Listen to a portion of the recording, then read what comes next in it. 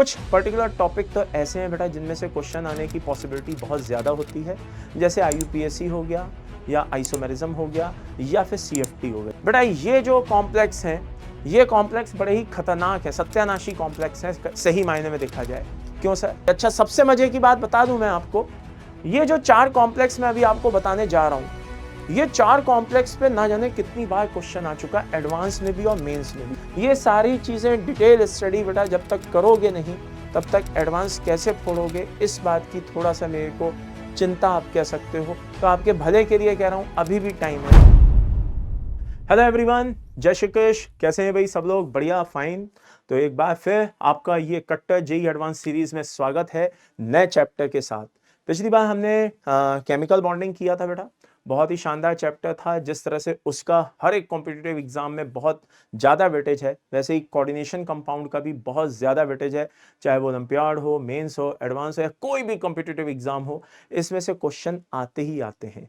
कुछ particular topic तो ऐसे हैं बेटा जिनमें से क्वेश्चन आने की पॉसिबिलिटी बहुत ज़्यादा होती है, जैसे IUPAC हो गया या आइसोमेरिज्म हो गया या फिर CFT हो गई। ये 3 टॉपिक तो भाई साहब बहुत ही इंपॉर्टेंट है, जिसमें से हर साल क्वेश्चन आते ही आते हैं। बहुत पॉसिबिलिटी आती है कि इसमें से क्वेश्चन आ सकते हैं। ओके, तो लास्ट रन पे मैंने देखा कि आप लोगों का मैंने कमेंट सेक्शन देखा था भाई, बहुत ही जबरदस्त आप लोगों ने उसमें पार्टिसिपेट किया था, अच्छा लगा। यही पैशन, यही जुनून पूरा एंड तक बना रहना चाहिए, जब तक कि हम एडवांस को अच्छे से फोड़ ना दें, अच्छे से उसको कंप्लीट ना कर लें। तो ये जुनून अपना बनाए रखना बेटा आने वाले हर एक लेक्चर्स के साथ, ठीक है? अच्छा, केमिकल बॉन्डिंग में मैं आप लोगों के जब कमेंट्स देख रहा था तो उसमें मैंने देखा एक क्वेश्चन में काफ़ी बच्चों को प्रॉब्लम आई।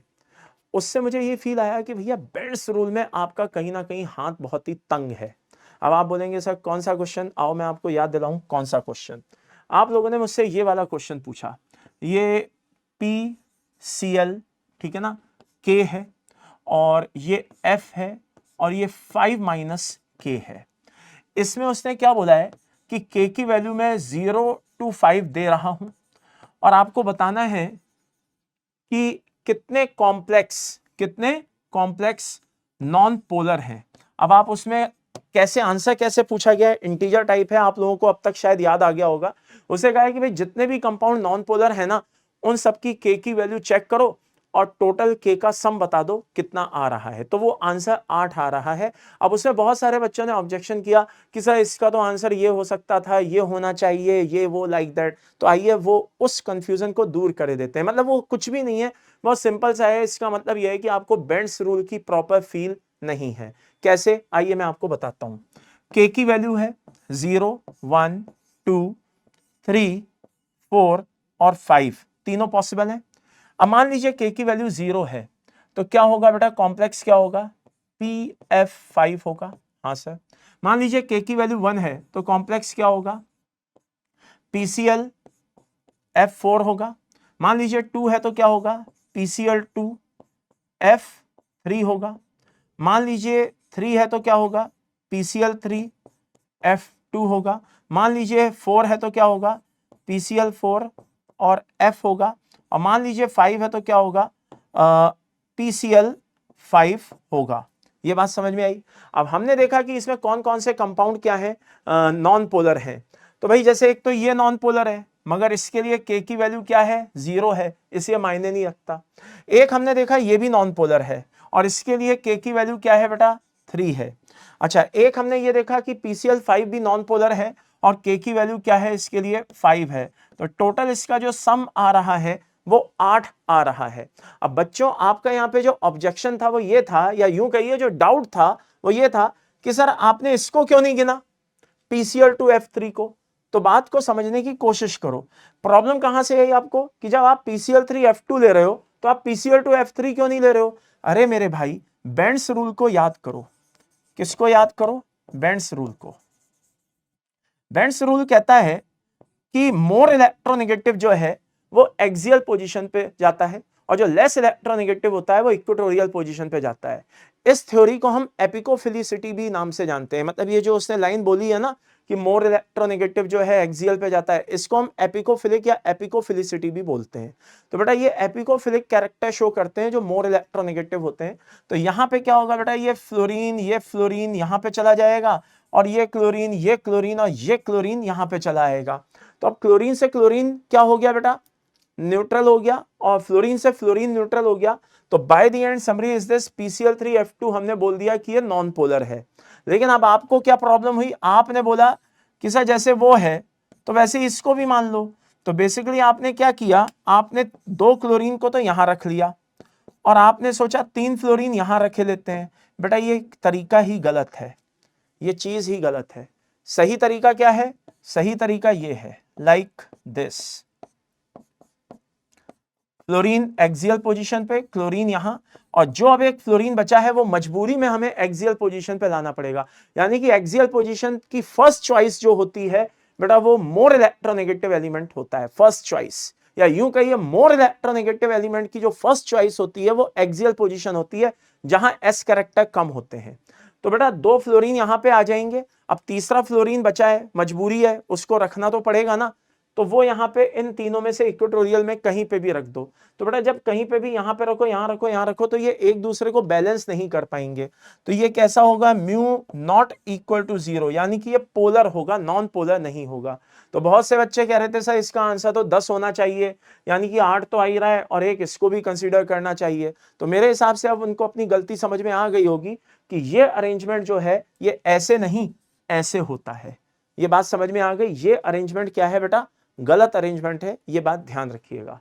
ओके, तो इस क्वेश्चन में बच्चों को सबसे ज्यादा डाउट था। मेरे को अब उम्मीद है कि इसका आंसर 8 कैसे आया, आई थिंक अब सबको समझ में आ गया होगा। तो अब शुरू करने जा रहा हूं बेटा आज का अपना कोऑर्डिनेशन कंपाउंड, और यहां पे भी आपको वही सब कुछ मिलेगा। स्टेज 1 में मैं अपने बढ़िया बढ़िया क्वेश्चंस लेकर के आया हूं, वैरायटी वाले क्वेश्चंस जो आपके लिए बहुत जरूरी हैं, जो आपके पूरे टॉपिक को बहुत क्लियर कर देंगे, जैसे केमिकल बॉन्डिंग में होपफुली हुआ।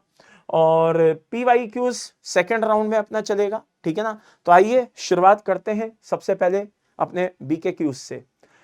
जरा ध्यान से पढ़िए क्वेश्चन, मैं फिर कह रहा हूं, याद दिला रहा हूं, जैसे ही क्वेश्चन आएगा मैं ये देखो यहां स्क्रीन के साइड में हो जाऊंगा। आपको कुछ नहीं करना है, क्वेश्चन को बस वीडियो को पॉज करना है, क्वेश्चन को ध्यान से देखना है और क्या कहते हैं आंसर निकाल करके रखना है, और फिर अपन उस आंसर को क्या कर लेंगे बेटा, मैच कर लेंगे। तो सभी बच्चे तैयार हैं होपफुली, है ना। तो आइए जरा देखते हैं क्या होगा कैसे होगा। देखिए क्वेश्चन है कोबाल्ट +3 है और Pt+4 है, हैव अ कोऑर्डिनेशन नंबर 6, यानी कि एक कॉम्प्लेक्स है जिसका कोऑर्डिनेशन नंबर 6 है, ये तो फिक्स है। Which of the following pair of complex will show approximately the same electrical conductance, यानी कि सेम इलेक्ट्रिकल कंडक्टेंस वो कब शो करेंगे। तो भाई ये तो तब शो करेंगे जब इनके नंबर ऑफ आयंस क्या होंगे, सेम होंगे, तभी वो सेम इलेक्ट्रिकल कंडक्टिविटी शो करेंगे। तो आपको कुछ नहीं करना है, हर एक कॉम्प्लेक्स को क्या करना है बेटा, है ना, हर एक को पहले कॉम्प्लेक्स में प्रॉपर बदल लें और फिर देखें कौन कितने कितने नंबर ऑफ आयंस दे रहा है। तो जल्दी से वीडियो को पॉज कर लीजिएगा और इसका आंसर निकाल करके रखिएगा ताकि आप क्रॉस चेक कर सकें कि हाँ भाई आंसर मैच किया या नहीं किया। ओके, तो आइए जरा देखे लेते हैं, होपफुली आपने इतनी देर में आंसर मैच कर लिया होगा। पहला है COCl3.4NH3, तो बेटा ये कोबाल्ट है, हाँ, अंदर 4 अमोनिया है। ओके, 4 अमोनिया अंदर है, कोऑर्डिनेशन नंबर 6 अपना बोले तो फिक्स, ये देखो यहां पे दिया हुआ है, कोऑर्डिनेशन नंबर 6 बोले तो फिक्स दिया हुआ है। अब CONH3 है और 3 Cl हैं, तो उनमें से 2 Cl अंदर आ जाएंगे कोऑर्डिनेशन नंबर 6 को बैलेंस करने के लिए, और 1 Cl बाहर आ जाएगा। कितने नंबर ऑफ आयंस दिखाई दे रहे हैं बेटा, 2 आयंस दिखाई दे रहे हैं, एक कॉम्प्लेक्स कैटायन है और एक सिंपल एनायन है। अब जरा इसको देखते हैं भाई PtCl4 को, तो ये प्लेटिनम हो गया लाला। ओके, 4 अमोनिया अंदर रख दो, ठीक है, और 2 Cl अंदर रख दो। अब 2 Cl अंदर रखते ही कोऑर्डिनेशन नंबर तो 6 फिक्स हो गया, लेकिन बाहर कितने Cl पहुंच गए, 2। तो total number of ions sorry total number of ions की अगर हम बात करें तो 3 आयंस आ रहे हैं। तो ये तो सेम कंडक्टिविटी शो नहीं करेंगे क्योंकि नंबर ऑफ आयंस इनमें सेम नहीं है। अब जरा इनको भी देख लो डायरेक्ट, है ना। ये देखो भाई, ये नंबर ऑफ आयंस इसमें 0 दिखाई दे रहे हैं, ठीक है ना। यहाँ पे क्या होगा, 4 में से 3 Cl बाहर होंगे, यानी कि नंबर ऑफ आयंस यहाँ पे 4 दिखाई दे रहे हैं, तो ये भी नहीं होगा आंसर, ये भी नहीं, ये भी नहीं। यहाँ पे कितने हैं, 2, यहाँ कितने हैं, 3। चौथा ऑप्शन देखे लेते हैं, तीनों Cl बाहर होंगे तो 3 सिंपल आयंस होंगे, एक कॉम्प्लेक्स होगा, तो 4 ये होंगे, और यहाँ पे 3 अंदर होंगे, 3 Cl अंदर होंगे, एक Cl बाहर, यहाँ पे नंबर ऑफ आयंस कितने होंगे, 2। जरा इसको देखते हैं, यहाँ पे क्या है, यहाँ पे 6 के 6 अमोनिया अंदर होंगे और 3 के 3 Cl बाहर होंगे, टोटल 4 आयंस होंगे, एक कॉम्प्लेक्स कैटायन और 3 सिंपल एनायन, तो 4 आयंस टोटल होंगे।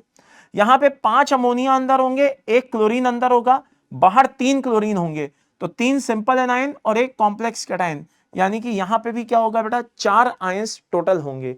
तो जो सेम आयंस शो कर रहा है वो सेम कंडक्टिविटी शो करेगा। Bye the end summary is this, इसका आंसर क्या हो जाएगा बेटा, सी ऑप्शन। क्लियर है? नाउ अब बात आती है बेटा एम्बीडेंटेड लिगेंड की। विच of the following ligand is एम्बीडेंटेड? तो लिगेंड कई टाइप के होते हैं बेटा, एक जैसे डेंटिसिटी के बेसिस पे देखा जाए, मोनो होते हैं, बाई होते हैं, डाई होते हैं, ट्राई होते हैं, पॉली होते हैं, फ्लेक्सी होते हैं, एमबी होते हैं। तो एम्बीडेंटेड लिगेंड वो लिगेंड होता है जिसमें एक से ज्यादा डोनर साइट होती हैं, लेकिन जिस समय सीएमए से जुड़ते हैं तो कोई एक साइट ऐसी होती है जो अपना लोन पेयर देकर के सीएमए से एसोसिएट हो जाती है। तो भाई सीधी सी बात है, अगर ओसीएन माइनस की बात करें तो नो डाउट इन इट ये एम्बीडेंटेड होता है। ऑक्सीजन भी अपना लोन पेयर दे सकता है, नाइट्रोजन भी अपना लोन पेयर दे सकता है। NO2 माइनस की बात करें बेटा तो क्या कहते हैं, नाइट्रोजन भी अपना लोन पेयर दे सकता है और ऑक्सीजन भी अपना लोन पेयर दे सकता है। ये बात समझ में आ रही है? तो by the end summary is this, ये तो खैर लिगेंड ही नहीं है, या तो आप इसको क्या मान लीजिए, 3 मान लीजिए, ये तो मिसप्रिंट हो गया है, गलती से गलत छप गया है। तो कुल मिलाकर के बेटा सीधी सी बात है, ध्यान से अच्छे से देख लीजिए, इसका आंसर क्या रहेगा, ए और बी रहेगा। ये बात समझ में आ गई? ये दोनों एम्बीडेंटेड लिगेंड का काम करेंगे। नेक्स्ट क्वेश्चन देखते हैं बेटा। नेक्स्ट क्वेश्चन क्या है, complex which have minimum number of metal nitrogen linkage. बात समझ में आ रही है? यानी कि हमें एक ऐसा कॉम्प्लेक्स देखना है जिसमें मेटल और नाइट्रोजन लिंकेज क्या हो बेटा, मिनिमम हो। तो जरा ध्यान से देखो, निकेल है और EDTA है। अब EDTA में अगर मैं डोनर, ठीक है ना, एटम की बात करूं तो डोनर एटम बेटा क्या होते हैं, 2 नाइट्रोजन होते हैं और 4 ऑक्सीजन होते हैं, हाँ या ना?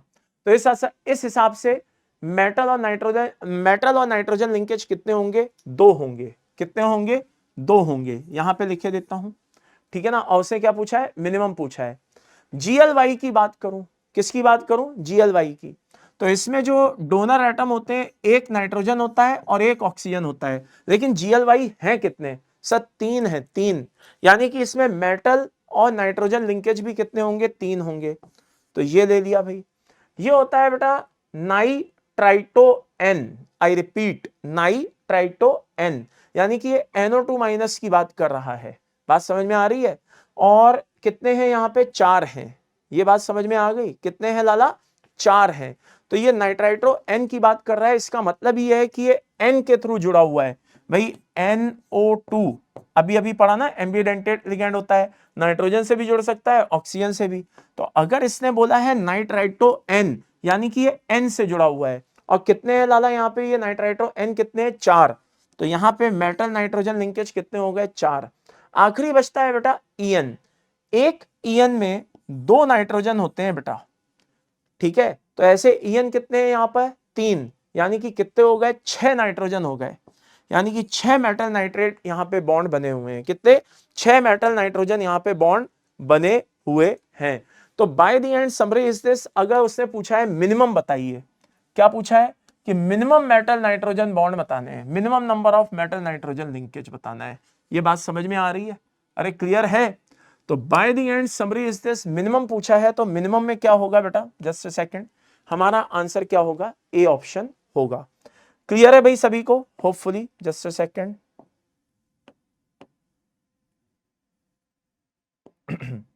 चलिए आगे बढ़ते हैं।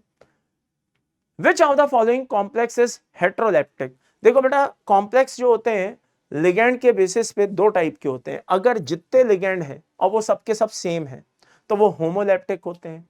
लेकिन अगर मान लो जितने लिगेंड हैं और उनमें से एक भी अलग है तो वो हेट्रोलेप्टिक होता है। क्या मतलब सर? मान लीजिए 6 लिगेंड है, अब 5 एक जैसे हैं, एक डिफरेंट है, तो भी वो हेट्रोलेप्टिक होगा। तो यहाँ पे क्या पूछा है बेटा? हेट्रोलेप्टिक ही पूछा है। यहाँ पे 6 लिगेंड है, सबके सब सेम है, तो ये क्या होगा बेटा? हेट्रोलेप्टिक होगा। ओके, सॉरी होमोलेप्टिक होगा। लेकिन यहाँ पे देखिए क्या हो रहा है, ये प्लेटिनम है, हाँ, 4 अमोनिया, कितने हैं? 4 अमोनिया है। ओके, तो 4 अमोनिया अंदर है, ओके, और 2 Cl अंदर है और 2 Cl बाहर है। ये बात समझ में आ गई? तो भैया ये क्या होगा? हेट्रोलेप्टिक ही होगा। ये तो क्या होगा? होमो। और ये क्या होगा लाला? हेट्रो। ये बात समझ में आ गई? इसी तरीके से जरा इसको देखते हैं, ये पीटी है, हाँ, 4 अमोनिया अंदर है और 2 क्लोरीन बाहर है, तो बेटा ये क्या होगा? होमो होगा। इसी तरीके से जरा इसको देखते हैं, PtCl4 3NH3, ये पीटी है, हाँ, 3 अमोनिया अंदर है, हाँ, 1 Cl अंदर है, हाँ, ठीक है, PtCl4 है ना, ओके, कितने Cl अंदर है? 3 Cl अंदर है, हाँ, और 1 Cl बाहर है। ओके, तो ये कैसा होगा बेटा? ये भी हेट्रो होगा। तो by the end summary is this, अगर आपसे कोई पूछे कि बताओ भाई इसमें होमो हेट्रो कौन है, क्या है, तो जरा ध्यान से और अच्छे से देख लीजिएगा, ठीक है ना। एक तो ये होमो है, एक ये अपना क्या है बेटा? हेट्रो है, जिसमें 4 अमोनिया अंदर और 2 क्लोरीन अंदर है, बाकी 2 क्लोरीन कहाँ बैठे हैं? बाहर बैठे हैं। तो एक तो ये अपना हेट्रो हो जाएगा, ये अपना कैसा हो जाएगा बेटा? होमो हो जाएगा, और ये अपना कैसा हो जाएगा? हेट्रो हो जाएगा। ये बात समझ में आ गई? अब मुझे पता है कि इस क्वेश्चन को करते समय आपके मन में एक विचार आ रहा होगा, आई रिपीट, आपके मन में क्या आ रहा होगा बेटा? एक विचार आ रहा होगा कि आपको कैसे पता चला कि कितने अमोनिया, कितने क्लोरीन अंदर रखने हैं, कितने बाहर रखने हैं। तो बेटा एक बात बता दें, आपने कोऑर्डिनेशन नंबर तो सुना ही होगा। हाँ सर, सुना है। कोऑर्डिनेशन नंबर सुना है तो यह भी सुना होगा कि कोऑर्डिनेशन नंबर का कोई स्पेसिफिक थंब रूल नहीं होता। कोई भी मेटल कितना भी कोऑर्डिनेशन नंबर शो कर सकता है, हालांकि उनकी एक फिक्स रेंज होती है, लेकिन उस रेंज में वो कितना भी कैसा भी शो कर सकता है। इसका कोई थंब रूल नहीं होता कि ये इतना ही करेगा कि इतना नहीं करेगा, ऐसा कोई थंब रूल नहीं होता। लेकिन कुछ एक के लिए ये वैल्यू क्या होती है? फिक्स होती है। फॉर एग्जाम्पल, अगर हमारे पास प्लेटिनम +2 है और पैलेडियम +2 है, तो इन दोनों के साथ हमेशा ध्यान रखना इनका कोऑर्डिनेशन नंबर कितना होगा बेटा? 4 होगा। इनका कोऑर्डिनेशन नंबर कितना होगा लाला? 4 होगा। लेकिन अगर यही दोनों +4 ऑक्सीडेशन में हो, तो इस कंडीशन में इनका कोऑर्डिनेशन नंबर फिक्स होगा और वो 6 होगा। अब जरा ध्यान से देखिए, यहां पे प्लेटिनम कितना था बेटा? +4 था, हाँ, तो जब ये +4 है तो मान करके चलिए कि कोऑर्डिनेशन नंबर 6 होगा, तो यानी कि 4 अमोनिया बाहर तो जा नहीं सकते, ब्रैकेट के अंदर ही रहेंगे, तो 4 अमोनिया अंदर रहेंगे, 2 क्लोरीन अंदर रहेंगे कोऑर्डिनेशन नंबर को बैलेंस करने के लिए, और 2 क्लोरीन बाहर आ जाएंगे। ये बात समझ में आ गई? तो ये कैसा हो गया? हेट्रो हो गया। यहाँ पे +2 ऑक्सीडेशन है, कोऑर्डिनेशन नंबर 4 फिक्स रहेगा, वहां पे आप देख लीजिए, है ना। तो 4 अमोनिया अंदर रहेंगे, 2 क्लोरीन बाहर रहेंगे, तो ये होमो हो गया। इसी तरह से यहाँ पे देख लीजिए, 3 अमोनिया है, ये 3 अमोनिया है और 4 क्लोरीन है, और 4 क्लोरीन बता रहे हैं कि ये +4 ऑक्सीडेशन है। ये क्या था? +2, ये क्या बता रहा है? +4। ये बात समझ में आ गई? तो 4 क्लोरीन अंदर है लाला, इसका मतलब ये हुआ कि 4 यहाँ पे क्लोरीन है, इसका मतलब ये हुआ कि 3 क्लोरीन इधर है और 1 क्लोरीन उधर है। ये बात अच्छे से समझ में आ गई सभी को? अरे क्लियर है मेरे भाई? तो by the end summary is this, ये भी अच्छे से क्लियर हो गया होगा कि इसमें से बी और डी होमोलेप्टिक, सॉरी हेट्रोलेप्टिक पूछे थे और ये हो गए। अब आगे बढ़ते हैं, नेक्स्ट क्वेश्चन देखते हैं। बहुत ही शानदार क्वेश्चन है, जरा ध्यान से अच्छे से इसको देख लेना। सबसे पहले ए का आंसर देखेंगे, फिर बी का आंसर देखेंगे, फिर सी का आंसर देखेंगे, और फिर किसका देखेंगे बेटा? डी का आंसर देखेंगे। ये बात समझ में आ गई? अब ए का आंसर क्या है, आइए जरा देख लेते हैं। इससे पूछा है इनकरेक्ट कैरेक्टरिस्टिक्स, जरा इस पे गौर करना, यानी कि जो गलत है उसको अपन को आंसर लिखना है। तो COF3H2O होल थ्राइस, बेटा ये हेटेरोलेप्टिक होता है, हाँ, तो क्या ये होमोलेप्टिक होगा? नहीं, यानी कि ए का आंसर एक तो क्या होगा? पी। भाई इनकरेक्ट लिखना है ना, तो पी इसके लिए क्या है बेटा? इनकरेक्ट है। क्या इसमें कोई एम्बीडेंटेड लिगैंड है? नहीं, तो बेटा आंसर इसका क्या हो जाएगा? Q, P Q. जो इसके लिए गलत है वो लिख दो। Coordination number of central atom 6, हाँ वो सही है, तो ये इसका आंसर नहीं होगा।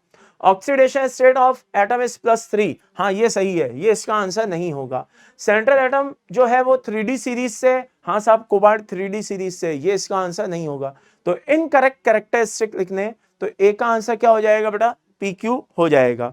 अब बी का आंसर देखते हैं क्या होता है। IrCl6, IrCl6 3-, क्या होमोलैप्टिक है? हाँ है, तो ये इसका आंसर नहीं होगा। एम्बिडेंटेड है? हाँ नहीं, एम्बिडेंटेड नहीं है, तो ये इसका आंसर होगा। आगे कोऑर्डिनेशन नंबर 6 है, हाँ है, नहीं होगा आंसर। ऑक्सीडेशन +3 है, हाँ है, नहीं होगा answer. Central atom 3D series से नहीं है, तो इसका आंसर क्या हो जाएगा बेटा? QT हो जाएगा। सी ऑप्शन देखते हैं। सी ऑप्शन क्या कहता है? क्या होमोलैप्टिक है? नहीं है, तो इसका आंसर पी तो होगा ही होगा। क्या इसमें आपको कोई एम्बीडेंटेड लिगैंड दिखाई दे रहा है? नहीं सर, इसमें मुझे कोई एम्बीडेंटेड लिगैंड दिखाई नहीं दे रहा है, तो इसका आंसर क्यू भी होगा। क्या coordination number of central atom 6 दिखाई दे रहा है? 3 ये हैं, 2 ये हैं, 1 ये है, हाँ दिखाई दे रहा है, तो इसका आंसर आर नहीं होगा। क्या ऑक्सीडेशन +3 दिखाई दे रही है? देखो -1 ये है, और अंदर -1 होते हुए भी बाहर +2 है, तभी तो -2 इससे एसोसिएट हुए हैं। तो भैया इसका आंसर फाइनली क्या होगा बेटा? नो डाउट इन इट कि +3 दिखाई दे रही है, तो ये भी इसका आंसर नहीं होगा। क्या क्रोमियम 3D सीरीज का है? हाँ है, तो ये भी इसका आंसर नहीं होगा। यानी कि कुल मिलाकर के अगर मैं आपसे बोलूं तो सी का आंसर सिर्फ क्या होगा बेटा? PQ होगा। ये बात समझ में आई? अब डी का देखते हैं भाई, डी का क्या होगा। 2, 2, 4 और ये सब कुछ इसमें दिया हुआ है, आओ एक एक करके देखते हैं। क्या होमोलैप्टिक है? नहीं है। एम्बिडेंटेड लिगैंड इसमें है? हाँ है, तो ये तो इसका आंसर नहीं होगा। Coordination number of central atom is 6, कितने हैं भाई? 2, 2, 4 और 1 5 और 1 6, तो ये भी इसका आंसर नहीं होगा। ऑक्सीडेशन +3 चेक कर लेते हैं। ये 2 माइनस के ये रहे, ओके, 2 माइनस के ये रहे, ओके, और 2 माइनस के ये कितने हो गए? -6 अंदर -6 होते हुए भी बाहर -2 आ रहा है, इसका मतलब ये अंदर +4 है। और वैसे भी मैंने अभी थोड़ी देर पहले बोला था कि कोऑर्डिनेशन नंबर 6 है तो पैलेडियम +4 होगा, और ये कह रहा है कि ये +3 है, तो ये PS ये गलत हो गया। सेंट्रल एटम 3D सीरीज से है, ये भी गलत हो गया भाई, ये किससे है? 4th सीरीज से है, तो इसका आंसर क्या हो गया बेटा? PST। ये बात समझ में आ गई है? अरे क्लियर है मेरे भाई? अरे कर लोगे। और coordination number of central atom is 6, ये तो सब सही है, ठीक है ना, हो जाएगा भाई। चलिए आगे देखते हैं। Next question, give the coordination number of lanthanum in the compound this. ठीक है, बताओ भाई, ये लेंथेनम है, हाँ, इसके साथ कौन जुड़ा हुआ है? सर इसके साथ EDTA जुड़ा हुआ है। एक EDTA कितने लोन पेयर देने में कैपेबल है? 6, तो 6 तो ये हो गए। 4 H2O जुड़े हैं, एक H2O कितने दे सकता है बेटा? 1 लोन पेयर, तो ऐसे कितने हैं? 4। ये बात समझ में आई यार? तो by the end summary is this, अगर मैं कोऑर्डिनेशन नंबर की बात करूं, आई रिपीट, अगर मैं किसकी बात करूं? कोऑर्डिनेशन नंबर की बात करूं, तो 4 वो और 6 ये, यानी कि इसका आंसर कितना आना चाहिए? 10 आना चाहिए। अरे क्लियर है भाई सभी को? क्लियर है? और इंटीजर में अब वहां लिखना हो तो आप देख सकते हैं 10 को 10 को आप 1 भी लिख सकते हैं, है ना, जैसे भी पूछा गया हो। कुल मिलाकर के कोऑर्डिनेशन नंबर कितना आ रहा है? 10 आ रहा है। नेक्स्ट क्वेश्चन देखते हैं, find the number of molecule in which pi donation is present between metal and any ligand. देखिए बहुत सारे लिगैंड होते हैं जो लोन पेयर ना देकर के पाई इलेक्ट्रॉन क्लाउड देते हैं, कुछ लिगैंड ऐसे भी होते हैं जो लोन पेयर भी देते हैं और पाई इलेक्ट्रॉन क्लाउड भी देते हैं। तो आपको इसमें यह देखना है कि कितने लिगैंड हैं जो पाई इलेक्ट्रॉन क्लाउड देने में कैपेबल हैं। तो बेटा बेंजीन है, इसके पास देने के लिए कोई लोन पेयर नहीं होता, ये अपना पाई इलेक्ट्रॉन देता है। इसके अलावा C2H4 है बेटा, ये भी अपना पाई इलेक्ट्रॉन देता है। बाकी RMGX और ये ग्रिग्नार्ड और फ्रैंकलैंड ये तो बेटा आपको पता ही है ये क्या होते हैं, कैसे होते हैं, ये तो सिग्मा बॉन्डेड होते हैं। और एक बचा अपना सिस्प्लिटिन। सिस्प्लिटिन का मतलब होता है बेटा ये PT है, हाँ, ये NH3 है, ओके, ये होल ट्वाइस है और ये Cl2 है, करेक्ट। तो बेटा इसमें ध्यान रखिए ये सिस्प्लिटिन एक ऐसा कॉम्प्लेक्स है जो एंटी कैंसर ड्रग की तरह यूज होता है। तो जो क्वेश्चन पूछा गया है उस हिसाब से इसका आंसर कितना आएगा बेटा, 2 आंसर आएगा। ये बात क्लियर है। नेक्स्ट क्वेश्चन देखते हैं, oxidation number of central iron atom in the complex of this. बेटा ये जो कॉम्प्लेक्स है ये कॉम्प्लेक्स बड़े ही खतरनाक है, सत्यानाशी कॉम्प्लेक्स है सही मायने में देखा जाए। क्यों सर? ये ऐसे कॉम्प्लेक्स हैं जैसे आप होटल में चले जाएं, अब आपका तो पता नहीं, मेरे साथ तो ऐसा होता है, आप उसको बोल दो बटर पनीर मसाला बोल दो, आप उसको कढ़ाई पनीर बोल दो, आप उसको कुछ और वो पता नहीं हांडी पनीर बोल दो, ये बोल दो वो बोल दो, 3-4 तरह के पनीर अगर मेरे सामने रख दो तो भाई उसमें एक तरह से देखा जाए तो डिफरेंस पता करना थोड़ा सा मुश्किल होता है, ठीक है ना, कि भाई इसमें से बटर पनीर कौन सा है, कि कढ़ाई पनीर, शाही पनीर, हांडी पनीर, है ना। सारी की सारी जो ग्रेवीज हैं, आप समझ रहे हो ना मैं जो कहना चाह रहा हूं, सारी की सारी जो ग्रेवी है वो एक जैसी फील आती हैं, तो भाई एक जैसी मतलब दिखाई दे रही होती हैं। तो ये 4 कॉम्प्लेक्स हैं, ऐसे कितने कॉम्प्लेक्स हैं, 4। तो ये 4 कॉम्प्लेक्स जो है बेटा बड़ी ही खतरनाक कॉम्प्लेक्स हैं। तो बेटा थोड़ा सा इनको टेक्निकली समझना पड़ेगा, तब आप जाकर के इस तरह के क्वेश्चन कर पाओगे। अच्छा, सबसे मजे की बात बता दूं मैं आपको, ये जो 4 कॉम्प्लेक्स मैं अभी आपको बताने जा रहा हूं, ये 4 कॉम्प्लेक्स पे ना जाने कितनी बार क्वेश्चन आ चुका है, एडवांस में भी और मेंस में भी, सब जगह आ चुका है। तो आओ जरा देखे लेते हैं। ये FeCl2 है, ये भी FeCl2 है, ये FeCl3 है, ये भी FeCl3 है। अब यहां पे आप एक लीजिए K4FeCN6, ओके। तो यहां पे लीजिए बेटा K3FeCN6, फिर आप यहां पे लीजिए K4FeCN6, फिर आप यहां पे लीजिए K3FeCN6, ठीक है। अब 2 मिनट के लिए भूल जाइए क्या आपने इसमें कोई KCl नाम की कोई चीज है, क्यों? क्योंकि मान के चलिए कि इधर के पोटेशियम और इधर के क्लोरीन ने क्या किया, आपस में रिएक्ट करके KCl बन करके वो अलग हो गए। तो 2 मिनट के लिए इन सब में से क्या करिए बेटा, KCl को निकाल बाहर करिए, ठीक है सर, कर दिया।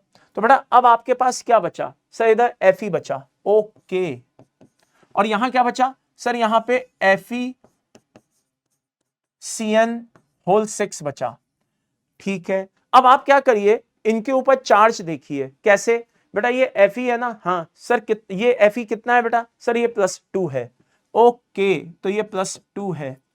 और ये कोऑर्डिनेशन स्फीयर पे यहां कितना चार्ज है सर, अगर बाहर ये +4 है तो इसका मतलब यहां तो -4 होगा, ओके। तो अब बेटा +2 और -4 को बैलेंस करो, कैसे बैलेंस होंगे, इनको 2 कर दो, क्या कर दो, 2 कर दो, ये बैलेंस हो जाएगा। अगर ये चीज बैलेंस करनी आ गई तो इसी को दूसरे में भी अप्लाई करो, कैसे, यहां पे Fe लिख दो, ओके, और यहां पे क्या लिख दो बेटा, FeCN6 लिख दो। अब देखो जरा, ये Fe कौन सा है सर, +2 है, अच्छा, और ये Fe कौन सा है सर, ये -3 वाला है। तो बेटा कुछ भी नहीं करना है, क्रिस क्रॉस कर दो, यानी कि ये 3 हो जाएगा और ये 2 हो जाएगा। समझ में आ गया? हाँ सर, आगे बढ़ते हैं, जरा इसको भी इसी तरह से लिख लो, ये Fe है, हाँ, KCl को भूल जाओ कि वो वहां पे है भी, सिर्फ मेन बातों पे फोकस करो। ये जो Fe है ये कैसा है सर, ये +3 जैसा है, ये लो भाई +3 लिख दो। और यहाँ पे K4FeCN6 कोऑर्डिनेशन पे कितना चार्ज है सर, -4 चार्ज है, यहाँ -4 लिख दो। तो ये 4 हो गया और ये 3 हो गया, बैलेंस हो गया साहब, खत्म बात। समझ में आया? आगे देखते हैं, ये FeCl3 है और ये K3FeCl6 है। हाँ है, वेरी सिंपल, ठीक है। ये Fe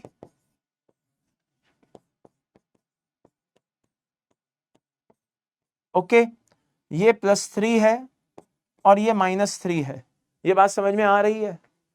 तो यहाँ पे क्या हो जाएगा, सब कुछ आपस में पहले से ही बैलेंस है, ये आपस में सब कुछ पहले से ही बैलेंस है। अरे कर लोगे? हाँ।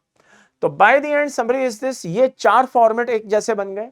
आप इसमें से किसी को बटर पनीर मसाला, किसी को कढ़ाई पनीर, किसी को क्या कहते हैं शाही पनीर, किसी को हांडी पनीर, कुछ भी आप बोल सकते हैं। ये चारों एक जैसी ग्रेवी लिए हुए हैं, चारों एक जैसे करीब करीब दिखाई दे रहे हैं, करीब करीब। तो ये चीज क्या होती है बेटा, बच्चे इनको रट्टा मारने की कोशिश करते हैं। और होता क्या है, जब इंसान तनाव में होता है ना, प्रेशर में होता है, तो याद की हुई चीज को सबसे पहले भूल जाता है, और जो चीज उसने सिस्टमेटिक समझी थी वो उस प्रेशर में बनी रहती है, तनाव में बनी रहती है, और वही नैया पार लगाती है। तो जरा इसको जरा ध्यान से देखना, इसको दिमाग में बैठाने का बड़ा सिंपल तरीका है। क्या? 22, 23, 32, 33। क्या मतलब? देखिए, ये 22, 23, 32, 33 मुंह के दांत नहीं है बेटा, ठीक है ना, जरा ध्यान से देखना। 22 का मतलब है ये भी +2 है और ये Fe भी +2 है। 23 का मतलब है ये भी +2 है और ये +3 है। 32 का मतलब है ये +3 है और वो +2 है।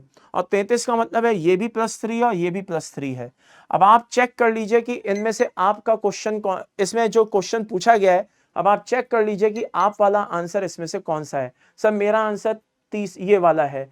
तो by the end summary is this, यहाँ पे अगर आयरन की ऑक्सीडेशन स्टेट पूछी जाए तो भैया +3 और +2 वाला है। अरे हाँ या ना, +3 और +2 वाला है। तो अगर उसमें ये पूछा है भाई सेंट्रल एटम की ऑक्सीडेशन बताओ, तो आपका आंसर कितना आ गया? +2 आ गया, दैट्स ऑल। यानी कि 32 नंबर वाला है आपका।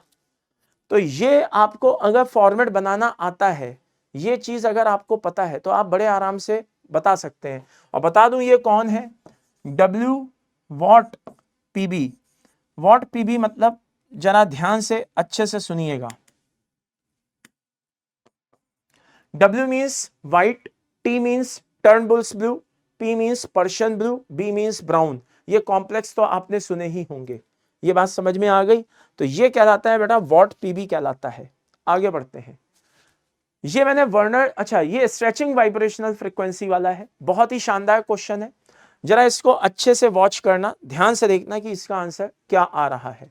देखिए, arrange the following complex in increasing order of stretching vibrational frequency of CO bond. CO bond के बारे में पूछा है। अगर किसी को स्ट्रेचिंग वाइब्रेशनल फ्रीक्वेंसी नहीं पता है तो मैं बता दूं भाई कि किसी भी कॉम्प्लेक्स की अगर बॉन्ड लेंथ को पता लगाना होता है तो उसमें हम एनर्जी को वाइब्रेशन के फॉर्म में देते हैं। अब अगर बॉन्ड जितना छोटा होगा, नो डाउट इन इट, उसका बॉन्ड ऑर्डर उतना ज्यादा होगा और उसकी स्ट्रेचिंग वाइब्रेशन फ्रीक्वेंसी उतनी ज्यादा होगी। सब फील नहीं आया, आइए इसका फील ले आते हैं। कैसे? मान लीजिए दो पोल हैं और इनके बीच में एक तार बंधा हुआ है, और मान लीजिए दो पोल हैं, इनके बीच में भी एक तार बंधा हुआ है, और दोनों तारों को हमने, दोनों वायर्स को बड़ी मजबूती से बांधा हुआ है। अब यहां पे हमने क्या किया, ऐसे करके एक वाइब्रेशन दे दिया। इमेजिन करिए यहां पे भी हमने क्या कर दिया, वाइब्रेशन दे दिया, एनर्जी को वाइब्रेशन के फॉर्म में इस तरह से दे दिया। तो बेटा यहाँ पे वाइब्रेशन शुरू हो जाएंगे, हाँ हो जाएंगे, यहाँ पे भी हो जाएंगे, हाँ हो जाएंगे। अगर टाइम को अपन फिक्स मानते हुए बात करें, ये तो सारी चीजें आपकी पड़ी हुई हैं, तो बेटा एक फिक्स ड्यूरेशन में जो डिस्टेंस कम है वहां पे वाइब्रेशन ज्यादा होंगे, और जो डिस्टेंस ज्यादा है वहां पे वाइब्रेशन कम होंगे। तो इस बेसिस पे हमने कॉन्सेप्ट निकाल लिया कि भैया स्ट्रेचिंग वाइब्रेशनल फ्रीक्वेंसी जितनी ज्यादा होगी, आई मीन दोबारा से बोले देता हूं, बॉन्ड लेंथ जितनी कम होगी, या यूं कहिए बॉन्ड ऑर्डर जितना ज्यादा होगा, उसकी वाइब्रेशनल फ्रीक्वेंसी उतनी ज्यादा होगी। तो जरा इस चीज को ध्यान में रख करके अब इस क्वेश्चन को सॉल्व करके देखिए। मेरे हिसाब से अब ये क्वेश्चन आपका सॉल्व हो जाना चाहिए। तो आइए, होपफुली आप लोगों ने देख लिया होगा। आइए शुरू करते हैं। देखिए, यहां पे ट्राइफिनाइल फॉस्फीन है, हाँ। यहां पे क्या आ रहा है बेटा, क्लोरोडाइफिनाइल फॉस्फीन आ रहा है, हाँ। यहाँ पे डाइक्लोरोफिनाइल फॉस्फीन आ रहा है, हाँ। और यहाँ पे ट्राइक्लोरोफॉस्फीन आ रहा है, ओके, यानी कि Cl एक एक करके बढ़ता चला जा रहा है, बोले तो माइनस आई इफेक्ट बढ़ता चला जा रहा है। माइनस आई इफेक्ट का मतलब यह है कि जो लिगैंड है वो CMA से ज्यादा इलेक्ट्रॉन अपनी तरफ खींच रहा है, और फर्दर मेटल से जो इलेक्ट्रॉन है वो CO में एंटी बॉन्डिंग ABMO में बोले तो कम जा पा रहे हैं। मैं दोबारा बोले देता हूं, जरा ध्यान से सुनना, ये बातें उन्हीं को समझ में आएंगी भैया जिन्होंने स्ट्रेचिंग वाइब्रेशनल फ्रीक्वेंसी बहुत अच्छे से पढ़ी हो, और आप मेंस एडवांस ऐसे क्वेश्चंस देख सकते हैं, अलग अलग कॉम्पिटिटिव एग्जाम्स में ऐसी चीजें पूछी गई हैं। ओके, तो जरा ध्यान से सुनना, अगर मैं माइनस आई इफेक्ट वाला कोई भी ऐसा लिगेंड लगा दूं, चलो भाड़ में गया माइनस, सीधी बात करते हैं, कोई ऐसा लिगेंड लगा दूं जो अपनी तरफ इलेक्ट्रॉन्स ज्यादा खींच सकता है, तो मेटल से इलेक्ट्रॉन ABMO में कम जाएंगे। हाँ, ABMO में इलेक्ट्रॉन कम जाएगा तो बॉन्ड लेंथ जो है वो क्या होगी, ABMO में इलेक्ट्रॉन जितना ज्यादा जाता है बॉन्ड लेंथ बढ़ती है। हाँ, तो अगर ABMO में इलेक्ट्रॉन कम जाएगा तो बॉन्ड लेंथ छोटी रहेगी। हाँ, बॉन्ड लेंथ छोटी रहेगी तो बॉन्ड ऑर्डर ज्यादा रहेगा। हाँ, और बॉन्ड ऑर्डर अगर ज्यादा रहेगा तो वाइब्रेशनल फ्रीक्वेंसी भी ज्यादा रहेगी। तो आप ऐसे समझिए कि यहाँ पे तीन के तीनों फिनाइल ग्रुप थे, ट्राइफिनाइल फॉस्फीन, यहाँ पे एक Cl आया, यहाँ 2 Cl आए, यहाँ पे 3 Cl आए, तो यहाँ पे देखते देखते ज्यादा से ज्यादा इलेक्ट्रॉन जो है CMA से ज्यादा इलेक्ट्रॉन ये ट्राइफिनाइल फॉस्फीन ले लेगा, ये ज्यादा से ज्यादा इलेक्ट्रॉन खुद ले लेगा, तो बदले में बेचारे CO के पास कम इलेक्ट्रॉन जाएगा। यानी कि जब CO के ABMO में इलेक्ट्रॉन कम जाएगा तो बॉन्ड लेंथ कम ही रहेगी, बॉन्ड लेंथ कमी रहेगी तो बॉन्ड ऑर्डर बढ़ जाएगा, बॉन्ड ऑर्डर बढ़ जाएगा तो वाइब्रेशनल फ्रीक्वेंसी भी बढ़ जाएगी।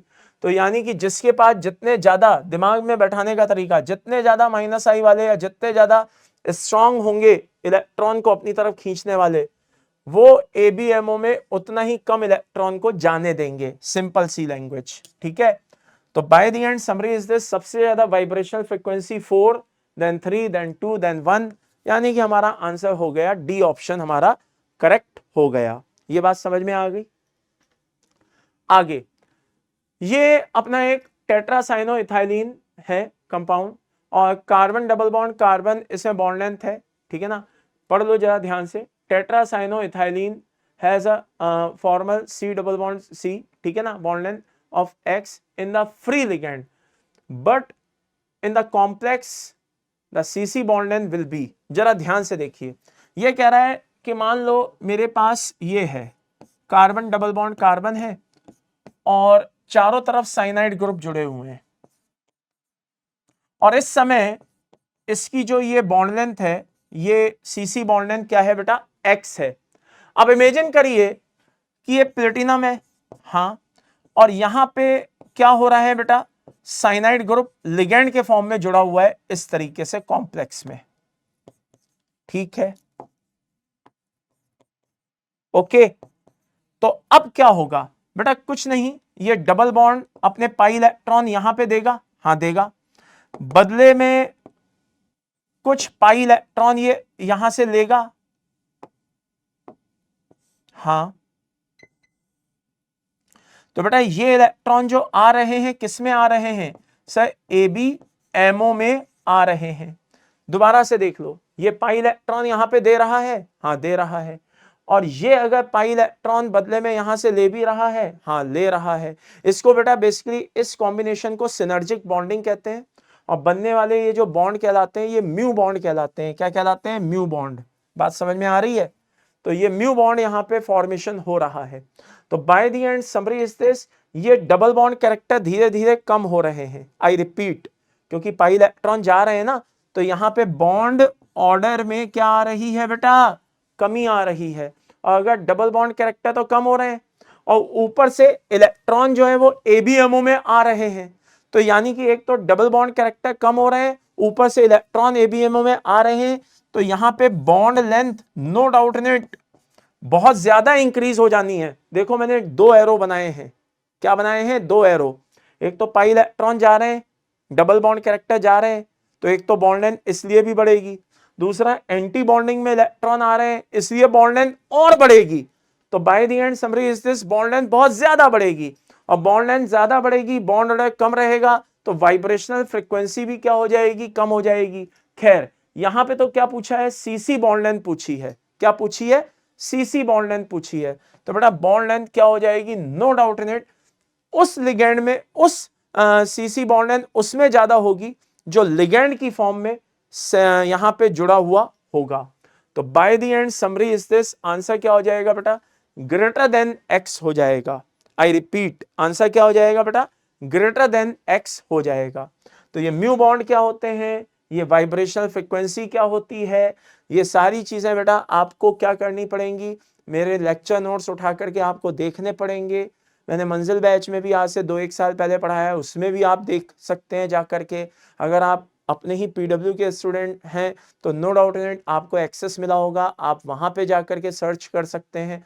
ये सारी चीजें डिटेल स्टडी बेटा जब तक करोगे नहीं तब तक एडवांस कैसे फोड़ोगे, इस बात की थोड़ा सा मेरे को चिंता आप कह सकते हो। तो आपके भले के लिए कह रहा हूं, अभी भी टाइम है। मैं ये नहीं कह रहा कि आप उठा करके सारे लेक्चर देखो, मैं आपको सिर्फ इतना सा कह रहा हूं, आपको करना क्या है, पर्टिकुलर जिन टॉपिक्स में आपको प्रॉब्लम आए सिर्फ उनकी आप पीडीएफ खोलो, उनके नोट्स खोलो और उनको एक बार देख करके खत्म करो यार।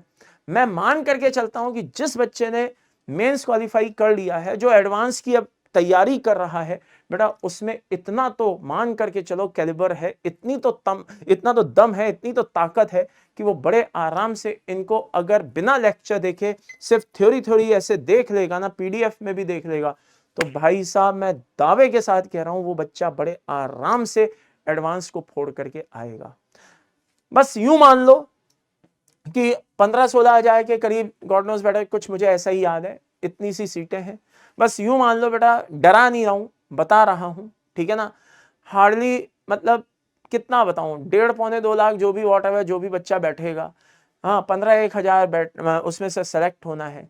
तो भाई सीधी सी बात है कि अगर उस परसेंटेज में आना चाहते हो, उन 15-1 हजार बच्चों में आना चाहते हो, तो आपको यार ये सारी चीजें पता होनी ही होनी चाहिए, ये तो मान करके चलो, ठीक है। अगर ये सारी चीजें आपको नहीं पता है तो बेटा नो डाउट इन इट फिर आप सामने वाले को फाइट नहीं दे सकते हो, ठीक है। तो ये सब कुछ आपको पता होना चाहिए, जो जो क्वेश्चन मैं करवा रहा हूँ इनके आंसर, इनके कॉन्सेप्ट्स आपको क्लियर होने चाहिए। मुझे बहुत ध्यान से सुनते रहो, तभी कुछ हाथ लग पाएगा, अदरवाइज थोड़ा चिंताजनक हो जाएगा मामला, ये बात ध्यान रखना। नेक्स्ट क्वेश्चन पे चलते हैं। बात आती है बेटा, एक जी सॉल्ट है और उसमें क्या है, जी सॉल्ट पहले तो क्लियर कर दूं होता क्या है, फिर इस क्वेश्चन को करना। पहले जी सॉल्ट तो देख लो क्या होता है। ये पीटी है, ये Cl3 है, ये C2H4 है, ओके, और ये K है, ये जी सॉल्ट है बेटा। अब वो ये पूछ रहा है कि इसमें जो बॉन्ड है, बॉन्ड एंगल है कौन सा, HCH, यानी कि ये वाला, ठीक है ना, C2H4 में जो SCH बॉन्ड एंगल है वो क्या होगा और उसका हाइब्रिडाइजेशन क्या होगा, उसकी वैल्यू क्या होगी। अब आप बोलोगे सर ये तो कोई क्वेश्चन हुआ, ये वैल्यू तो कैसे याद रखेंगे, जिसको ये वैल्यू याद होगी वो ये जिसको भी पता होगा कि इनमें से क्या सही वैल्यू है वही ये क्वेश्चन बता पाएगा सर। हम तो एक ऐसे बच्चे हैं, हमने तो ये क्वेश्चन मान लो पहले कभी देखा ही नहीं है सर, तो हम कैसे बता देंगे अगर हमें ये वैल्यू नहीं पता है तो। नहीं बेटा, इसको कोई भी बच्चा बता सकता है, कोई भी बच्चा, अगर उसको बेसिक कंसेप्ट पता हो। क्या बात कर रहे हो सर, अगर वैल्यू नहीं याद है तो भी बता सकते हैं? हाँ बेटा बिल्कुल बता सकते हो। एक बात ध्यान रखना, वैल्यू बेस्ड क्वेश्चन एडवांस में ना के बराबर आते हैं। मैंने अपने इतने लंबे करियर में कम से कम 20-21 साल का करियर हो गया बेटा, इस पूरे करियर में मैंने हार्डली 2-3 बार ऐसे क्वेश्चंस देखे होंगे इनऑर्गेनिक में जो वैल्यू बेस्ड थे, अदरवाइज तो सारे के सारे कॉन्सेप्ट बेस्ड ही क्वेश्चन आते हैं। तो ये बात ध्यान रखिएगा, अगर आपका कॉन्सेप्ट क्लियर है तो आप इस क्वेश्चन को सॉल्व कर सकते हैं। कैसे, आइए मैं आपको बताता हूँ। ये जी सॉल्ट है, हाँ है। पहले मैं सामने से हटे जाता हूँ भाई, पहले तुम अपनी बुद्धि बढ़ा लो वीडियो को पॉज करके। होपफुली तुमने सोच लिया होगा। अब आओ मैं बताता हूँ, जरा ध्यान से देखो। ये पीटी दिखाई दे रहा है, हाँ सर दिखाई दे रहा है। यहाँ पे क्या करो, 3 तरफ क्लोरीन लगा दो, लगा दिया सर। आगे यहाँ पे बेटा क्या करो यहाँ पे C2H4 लगा दो, लगा दिया सर, ये लो।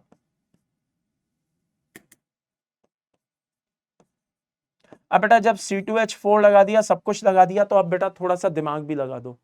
आओ लगाते हैं दिमाग। ये क्या कर रहा है, पाई इलेक्ट्रॉन दे रहा है, हाँ।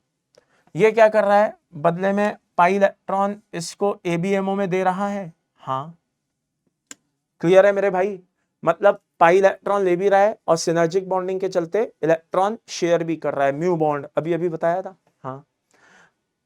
अब थोड़ा सा कॉमन सेंस लगाओ, क्या यहाँ पे डबल बॉन्ड कैरेक्टर कम नहीं हो रहे? हाँ सर हो रहे हैं। तो यानी कि आप कह सकते हो एक बॉन्ड धीरे धीरे कम हो रहा है, एक बॉन्ड धीरे धीरे कम हो रहा है। अरे हाँ या ना, ये बात सही है? एक बॉन्ड धीरे धीरे क्या हो रहा है बेटा, कम हो रहा है, हाँ। और ये जो यहां से जा रहे हैं धीरे धीरे एक बॉन्ड बढ़ रहा है, हाँ सर। तो आप कह सकते हो कि डबल बॉन्ड कैरेक्टर तो कम हो रहा है और सिंगल बॉन्ड कैरेक्टर बढ़ रहा है।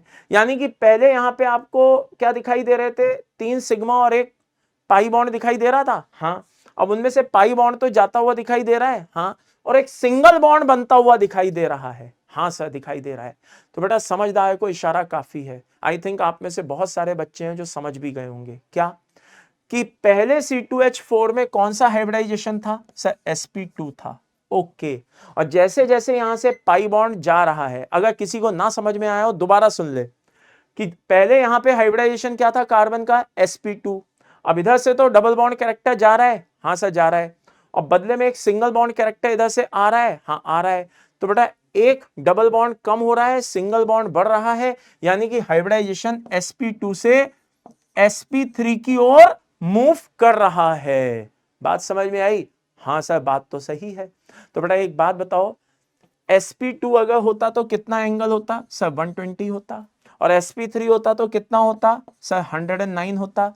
तो प्रभु इसका हाइब्रिडाइजेशन sp2 sp3 के बीच में झूल रहा है, यानी कि ना पूरी तरह से sp2 रहा ना पूरी तरह से sp3 रहा। तो भाई मेरे पे बता दो क्या रहा सर, इसका आंसर तो ए रहा। वेरी सिंपल, 120 से लेकर के 109 के बीच केवल एक ही ऑप्शन है जो यहां पे आ रहा है। अब ऐसे कॉमन बच्चों की तरह बात मत करना जैसे दूसरे बच्चे कॉमन बच्चे बात करते हैं, सर मान लो वहां पे अगर 2 ऐसी वैल्यूज दी होती फिर कैसे, ऐसा नहीं होता है बेटा, ठीक है ना। उनको भी पता है कि बच्चों की एक लिमिट होती है, वो कहां तक सोच सकते हैं, ठीक है ना, उनको भी पता है। तो ऐसा नहीं होगा कि 115 की आपको 2 वैल्यूज दे दी जाएं और अलग अलग तरह से पूछ, ऐसे नहीं होता है बेटा, है ना। तो हमेशा ध्यान रखना ऑप्शन इसी तरह से बनाए जाते हैं कि बच्चा उनको देख सके, समझ सके। अगर बच्चे का जरा सा भी कॉन्सेप्ट क्लियर है तो जिस बच्चे का कॉन्सेप्ट जरा सा भी क्लियर है भाई साहब, वो इस क्वेश्चन को फोड़ के रख देगा। और फिर कह रहा हूं कि अगर आपको इनमें से कोई क्वेश्चंस ऐसे फील आए, भैया ये तो हमने पढ़े ही नहीं है, ये तो हमने देखे ही नहीं है, ये तो बाउंस हो रहे हैं, तो फिर मैं कहूंगा कि एडवांस की तैयारी कर रहे हो, किसी ऐरे गहरे एग्जाम की तैयारी नहीं कर रहे हो, किसी हल्के फुल्के एग्जाम की तैयारी नहीं कर रहे हो। भूल मत जाना कि अब आपका कंपटीशन और भी टफ होने वाला है, ये बात ध्यान रखना। बात समझ में आ रही है? और अगर इस कंपटीशन में बने रहना है तो जल्दी से नोट्स की तरफ भागो। अगर आपके पास एक्सेस है तो उसमें देखो, जा करके पढ़ो। और अगर आपके पास मंजिल बैच मिल जाएंगे आपको बड़े आराम से, आप सर्च करोगे तो, ठीक है ना।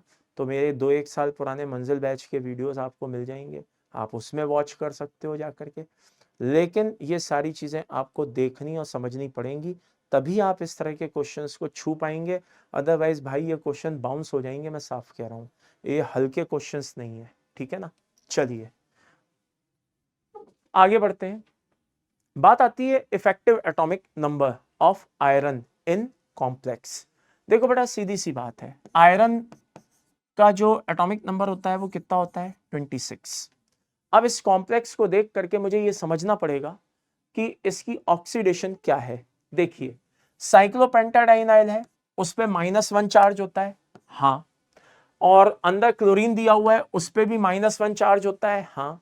अंदर 2-2 माइनस होते हुए भी कोऑर्डिनेशन स्फीयर पे क्या है बेटा, 0 चार्ज दिया हुआ है।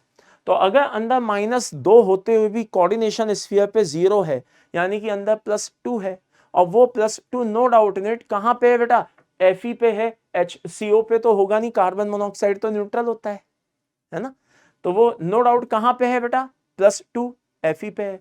तो ये ऑक्सीडेशन स्टेट निकालने का एक तरीका होता है बिना कॉपी बिना पेन यूज किए, बिना कॉपी बिना पेन यूज किए कॉम्प्लेक्स देख करके आप हाइब्रिडाइज वो ऑक्सीडेशन निकाल सकते हो कि अंदर -1 ये है, -1 ये है, कितने हो गए -2, और अंदर -2 होते हुए भी अगर बाहर 0 आ रहा है यानी कि Fe+2 है, दैट्स ऑल। तो by the end summary is this, iron 26 atomic number है, ऑक्सीडेशन उसकी 2 है, तो हमने 2 को उड़ा दिया, ये बात समझ में आ गई, -2 कर दिया। अब साइक्लोपेंटाडाइनाइल ये ईटा 5 बता रहा है कि ये हेप्टासिटी है। क्या है बेटा, हेप्टासिटी है। ओके, हेप्टेसिटी क्या होती है, हेप्टेसिटी होती है कि जब सिनर्जिक बॉन्डिंग होती है, तो सिनर्जिक बॉन्डिंग की वजह से जो पाई इलेक्ट्रॉन वो दे रहा है, तो उसकी वजह से कितने कार्बन एटम CMA से एसोसिएट हैं। जैसे मैं आपको एक एग्जांपल दिखाऊं, ये पाई इलेक्ट्रॉन दे रहा है, हाँ दे रहा है, ये पाई इलेक्ट्रॉन कितने कार्बन के बीच में डीलोकेलाइज था सर, 2 कार्बन के बीच में, तो ये पाई इलेक्ट्रॉन जाने की वजह से 2 कार्बन इससे एसोसिएट हो रहे हैं, हाँ हो रहे हैं, तो बेटा C2H4 की हेप्टेसिटी कितनी होगी, 2। तो कितने कार्बन एटम, कितने एटम CMA से एसोसिएट हैं पाई इलेक्ट्रॉन जाने के बाद, ये उसकी हेप्टेसिटी कहलाती है। ये बात समझ में आती है। तो यहाँ पे ईटा 5 लिखा, ईटा 5 ये बता रहा है कि ये pi electron delocalisation show, pi electron को डोनेट कर रहा है और इसकी हेप्टेसिटी कितनी है, 5। यानी कि साइक्लोपेंटाडाइनाइल के जो 5 कार्बन हैं वो 5 के 5 कार्बन आयरन से क्या है, जुड़े हुए हैं। अब मुद्दा ये है साइक्लोपेंटाडाइनाइल कितने इलेक्ट्रॉन इसको देगा, तो भाई ये मैंने साइक्लोपेंटाडाइनाइल का एक डायग्राम बना दिया है लाइक दिस। तो आप इसको देख करके बता सकते हैं कि अगर इसको भी ना बनाएं तो आप ऐसे बना सकते हैं, ये लीजिए। अब तो बता देंगे टोटल 6 इलेक्ट्रॉन डीलोकेलाइज हो रहे हैं, नहीं हो रहे हैं, 2 ये 2 ये और 2 ये, टोटल 6 इलेक्ट्रॉन डीलोकेलाइज हो रहे हैं, यानी कि एक साइक्लोपेंटाडाइनाइल 6 इलेक्ट्रॉन्स दे रहा होगा। तो जरा ध्यान से देखिए, आयरन का एटॉमिक नंबर कितना है, 26, हाँ, +2 ऑक्सीडेशन है इसलिए 2 उड़ा दिए, हाँ। एक साइक्लोपेंटाडाइनाइल कितने इलेक्ट्रॉन दे रहा है सर, 6 इलेक्ट्रॉन दे रहा है, तो 6 यहां पे जोड़ दिए। एक CO कितने दे रहा है, 2, कितने CO है सर, 2, तो 4 वो जोड़ दिए। एक Cl कितने देता है, 2, कितने Cl है, 1, तो 2 ये जोड़ दिए। तो by the end summary is this, 26 - 2 कितने हो गए सर, 24 हो गए।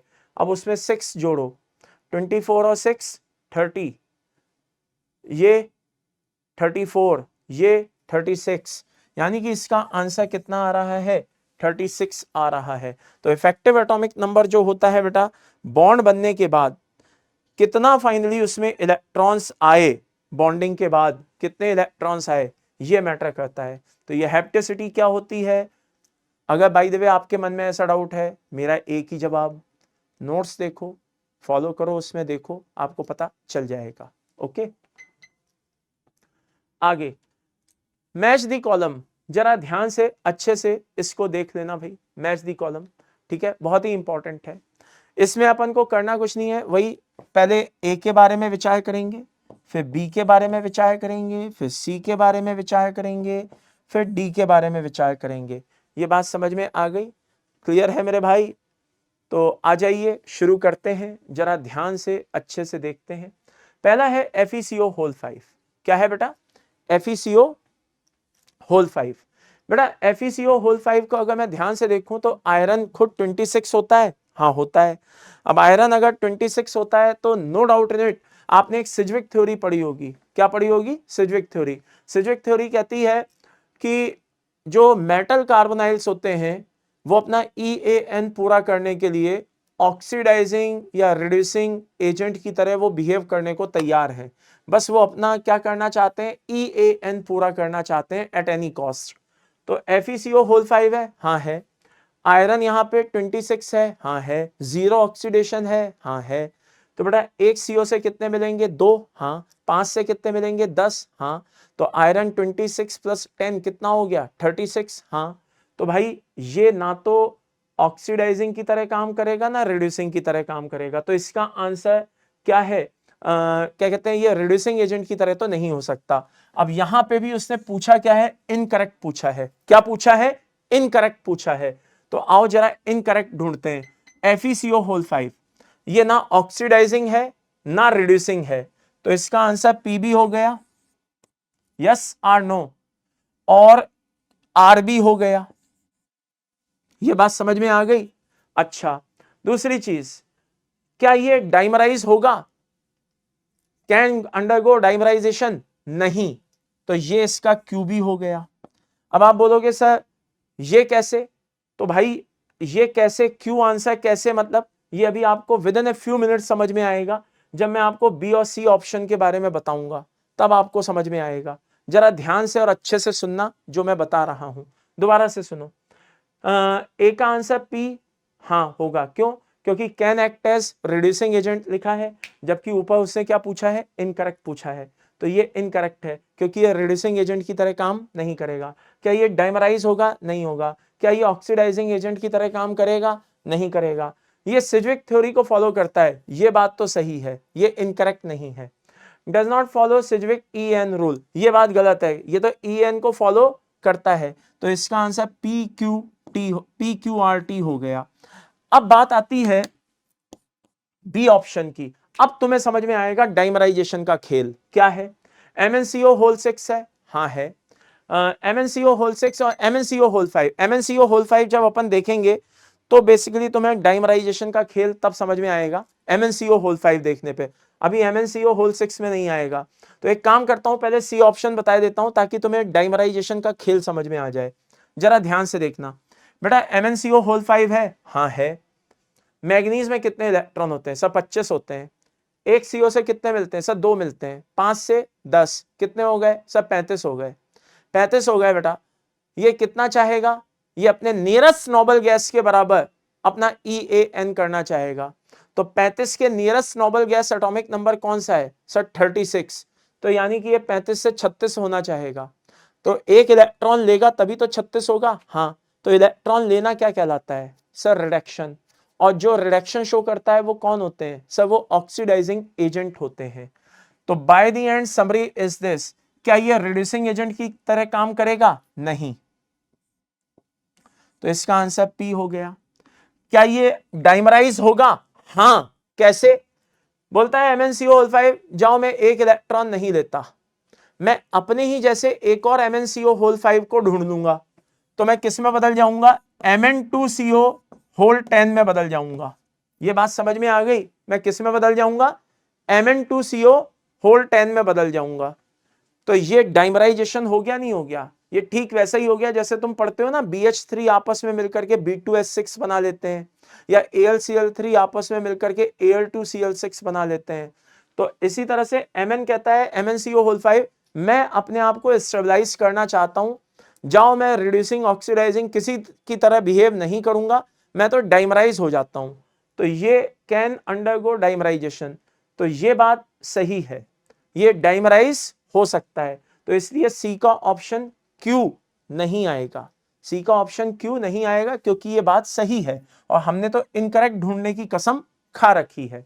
ये ऑक्सीडाइजिंग एजेंट की तरह बिहेव करता है, अभी अभी बताया, हाँ ये ऑक्सीडाइजिंग की तरह बिहेव करता है, तो ये तो सही बात है और हमें तो क्या ढूंढना है? इनकरेक्ट। ये सिज्विक थ्योरी को फॉलो ये सिज्विक रूल को फॉलो करता है, गलत नहीं करता। अगर ये 36 होता, क्या होता? 36, तब मैं मानता कि ये EAN क्या कहते हैं फॉलो कर पा रहा है। अभी ये फॉलो नहीं कर पा रहा है। ये बात समझ में आ रही है? क्योंकि इसका जो क्या कहते हैं बोले तो वो EAN है, वो अभी वैसा नहीं है। तो by the end summary is this, इसका आंसर क्या हो जाएगा? S। Does not follow Sidgwick EN rule, हाँ ये बात सही है। तो by the end summary is this, C का ऑप्शन क्या हो जाएगा बेटा? P और S हो जाएगा। तो अब आप B और D का आंसर देख सकते हैं। B का आंसर क्या आ रहा है भाई? QRS आ रहा है। एक बात चेक कर लो, ये बात समझ में आ गई। और इसी तरीके से आप TiCO होल 6 को भी देख सकते हैं, तो उसका भी आंसर क्या आ जाएगा? PQS के आ जाएगा। ठीक है भाई। तो कुल मिलाकर के आप इस तरह के क्वेश्चंस जब तक करेंगे नहीं, तब तक प्रैक्टिस में जब तक लाएंगे नहीं, तो थोड़ा सा फाइट रहेगी बेटा। तो इस तरह के क्वेश्चंस को करने की आदत डालें। आगे बढ़ते हैं, नेक्स्ट क्वेश्चन पे चलते हैं। जरा ध्यान से अच्छे से देखना। What is the difference of EAN value of FeCO whole 5 and FeCO whole twice NO whole N। देखो यार, बहुत ही अच्छा कॉन्सेप्ट है। क्लास में भी मैंने बताया था कि मान लो जैसे NO प्लस है तो वो एक लिगेंड है और 2 इलेक्ट्रॉन देता है, यानी कि एक लोन पेयर। लेकिन मजे की बात, NO की बात करूं तो भाई साहब वो 3 इलेक्ट्रॉन देता है, यानी कि जो न्यूट्रल लिगेंड है NO वो कितने इलेक्ट्रॉन देता है? 3। तो एक FeCO होल 5 की बात करूं तो देखो जरा ध्यान से, 26 ऑक्सीडेशन 0 है, एक CO से 2 मिले, 5 से कितने मिलेंगे? 10। कितना हो जाएगा? 36। बस, अरे हाँ या ना? वहीं पे अगर मैं आपसे बात करूं, Fe है, ये CO है, होल ट्वाइस है, और ये NO है, हाँ या ना? तो अगर एक आयरन की बात करें तो ये 26 है, ऑक्सीडेशन 0 है, ऑक्सीडेशन 0 है, और ये आपको CO जो है कितने देता है? 2। तो 2 से कितने मिलेंगे? 4। और एक NO से कितना मिलेगा? 3। तो 2 से कितने मिलेंगे? 6। तो by the end summary is this, ये भी कितना हो गया बेटा? 36। हाँ या ना? तो यानी कि अगर इनका डिफरेंस पूछूं तो वो क्या आएगा? 0 आएगा। अगर मैं इनका डिफरेंस पूछूं तो वो क्या आएगा बेटा? 0 आएगा। ये बात अच्छे से समझ में आ गई? आई रिपीट, इनका डिफरेंस क्या आएगा बेटा? 0 आएगा। तो मेरे हिसाब से ये अच्छे से क्लियर हो गया होगा, होपफुली। आगे बढ़ते हैं। मुझे पता है यहाँ पे कुछ बच्चों को एक डाउट आएगा, सर आपको कैसे पता कि NO यहाँ पे न्यूट्रल है? आपको कैसे पता आयरन की ऑक्सीडेशन स्टेट 0 है? मुझे पता है ऐसा मन में विचार आया होगा शायद, तो वो भी बता देता हूं भाई, है ना? तुम्हें तकलीफ नहीं होगी, तुम चिंता मत करो, तुम्हें परेशान नहीं होने देंगे, बस तुम अपनी प्रैक्टिस करते रहो। जरा ध्यान से देखो बेटा, अगर हमारे पास 2 ऑप्शन है, कितने ऑप्शन है? 2 ऑप्शन है, बात को समझिएगा, ठीक है? आयरन यहां पर और NO, कैसे पता चलेगा कि ये न्यूट्रल है? देखो, कोऑर्डिनेशन स्फीयर पे कोई चार्ज नहीं आ रहा, हाँ, तो इसकी एक पॉसिबिलिटी हो सकती है, आई रिपीट, एक पॉसिबिलिटी हो सकती है, क्या? कि ना तो आयरन की कोई ऑक्सीडेशन है, ना CO पे कोई चार्ज होता ही नहीं है, ये तो आपको भी पता है, और NO भी न्यूट्रल है, NO भी न्यूट्रल है। अब 2 मिनट के लिए मान लो, 2 मिनट के लिए मान लो कि अगर NO प्लस होता, तुम्हारे मन में यही तो विचार आता ना कि मान लो NO प्लस होता, तो भाई बाहर 0 आने के लिए, अगर NO प्लस है तो बाहर 0 आने के लिए आयरन को -1 होना पड़ेगा। हाँ सर। अब आप में से बहुत से सोचेंगे आयरन तो -1 हो ही नहीं सकता, तो मैं आपको बता दूं, आयरन, कोबाल्ट, ये माइनस में भी ऑक्सीडेशन शो कर सकते हैं, ऐसी बात नहीं है कि नहीं हो सकता, कर सकते हैं। ये बात समझ में आ गई? तो आयरन क्या होता है? -1 होगा, ये बात समझ में आ रही है? अब हो क्या रहा है कि अगर मैं NO को प्लस मानता हूं तो आयरन को -1 मानना पड़ेगा, और अगर मैं NO को 0 मानता हूं तो आयरन को भी 0 मानना पड़ेगा। तो हमें यह देखना पड़ेगा कि चार्ज डिफरेंस सबसे कम कहां है। यह बात समझ में आ रही है? चार्ज डिफरेंस सबसे कम कहां है? यहां है, ठीक है? यहां पे चार्ज डिफरेंस ज्यादा है, एक तरफ -1 है, एक तरफ +1 है। यह बात समझ में आ रही है, नहीं आ रही है? तो चार्ज डिफरेंस यहां पे कम है, 0, निल, जबकि यहां पे है।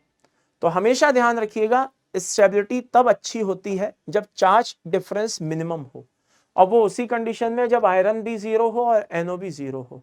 तो ऐसे हम पता लगा लेते हैं। ये चीज आपको टेक्निक कहां पे काम आएगी? ये जो मैंने आपको टेक्निक बताई है, जब आप ब्राउन रिंग कॉम्प्लेक्स में आयरन की ऑक्सीडेशन स्टेट सोचेंगे कि क्या हो सकती है, तो वहां पे भी 2 पॉसिबिलिटी हैं, या तो Fe को +2 मानूं और NO को 0 मानूं, या Fe को +1 मानूं और Fe को +1 मानूं और NO को भी +1 मानूं। तो चार्ज डिफरेंस कहां पे सबसे कम है? तो चार्ज डिफरेंस सबसे कम Fe+1 और NO+ में है। ये बात समझ में आई? जबकि Fe+2 और NO0 में चार्ज डिफरेंस ज्यादा है। तो हमेशा इस बात का ध्यान रखिए, चार्ज डिफरेंस जो मिनिमम आएगा जिस कंडीशन में, वही कंडीशन वैलिड होगी। आगे बढ़ते हैं। एंड बाय द वे ये बात भी मैंने पढ़ाते समय लिखवाई हुई है सारी, जो मैं आपको वर्बली बता रहा हूँ ना, यहाँ तो कम टाइम है तो इसको बड़ा जल्दी जल्दी एक्सप्लेन करना पड़ता है, अदरवाइज लेक्चर बहुत लेंदी हो जाएगा और इतना समय नहीं है आपके पास कि आप इतना ज़्यादा समय अभी लगाएं। आपको सेल्फ स्टडी करना बहुत ज़रूरी है। बात समझ में आ रही है? तो वरना ये सारी चीज़ें मैंने बहुत डिटेल में बड़े इत्मीनान के साथ समझाई हुई हैं, तो इसलिए कह रहा हूँ बहुत ध्यान से सुनते जाओ और आगे बढ़ते जाओ। अब बात आती है करेक्ट IUPAC नेम की। बेटा बहुत ही धांसू क्वेश्चन है, जरा अच्छे से ध्यान से देख लेना।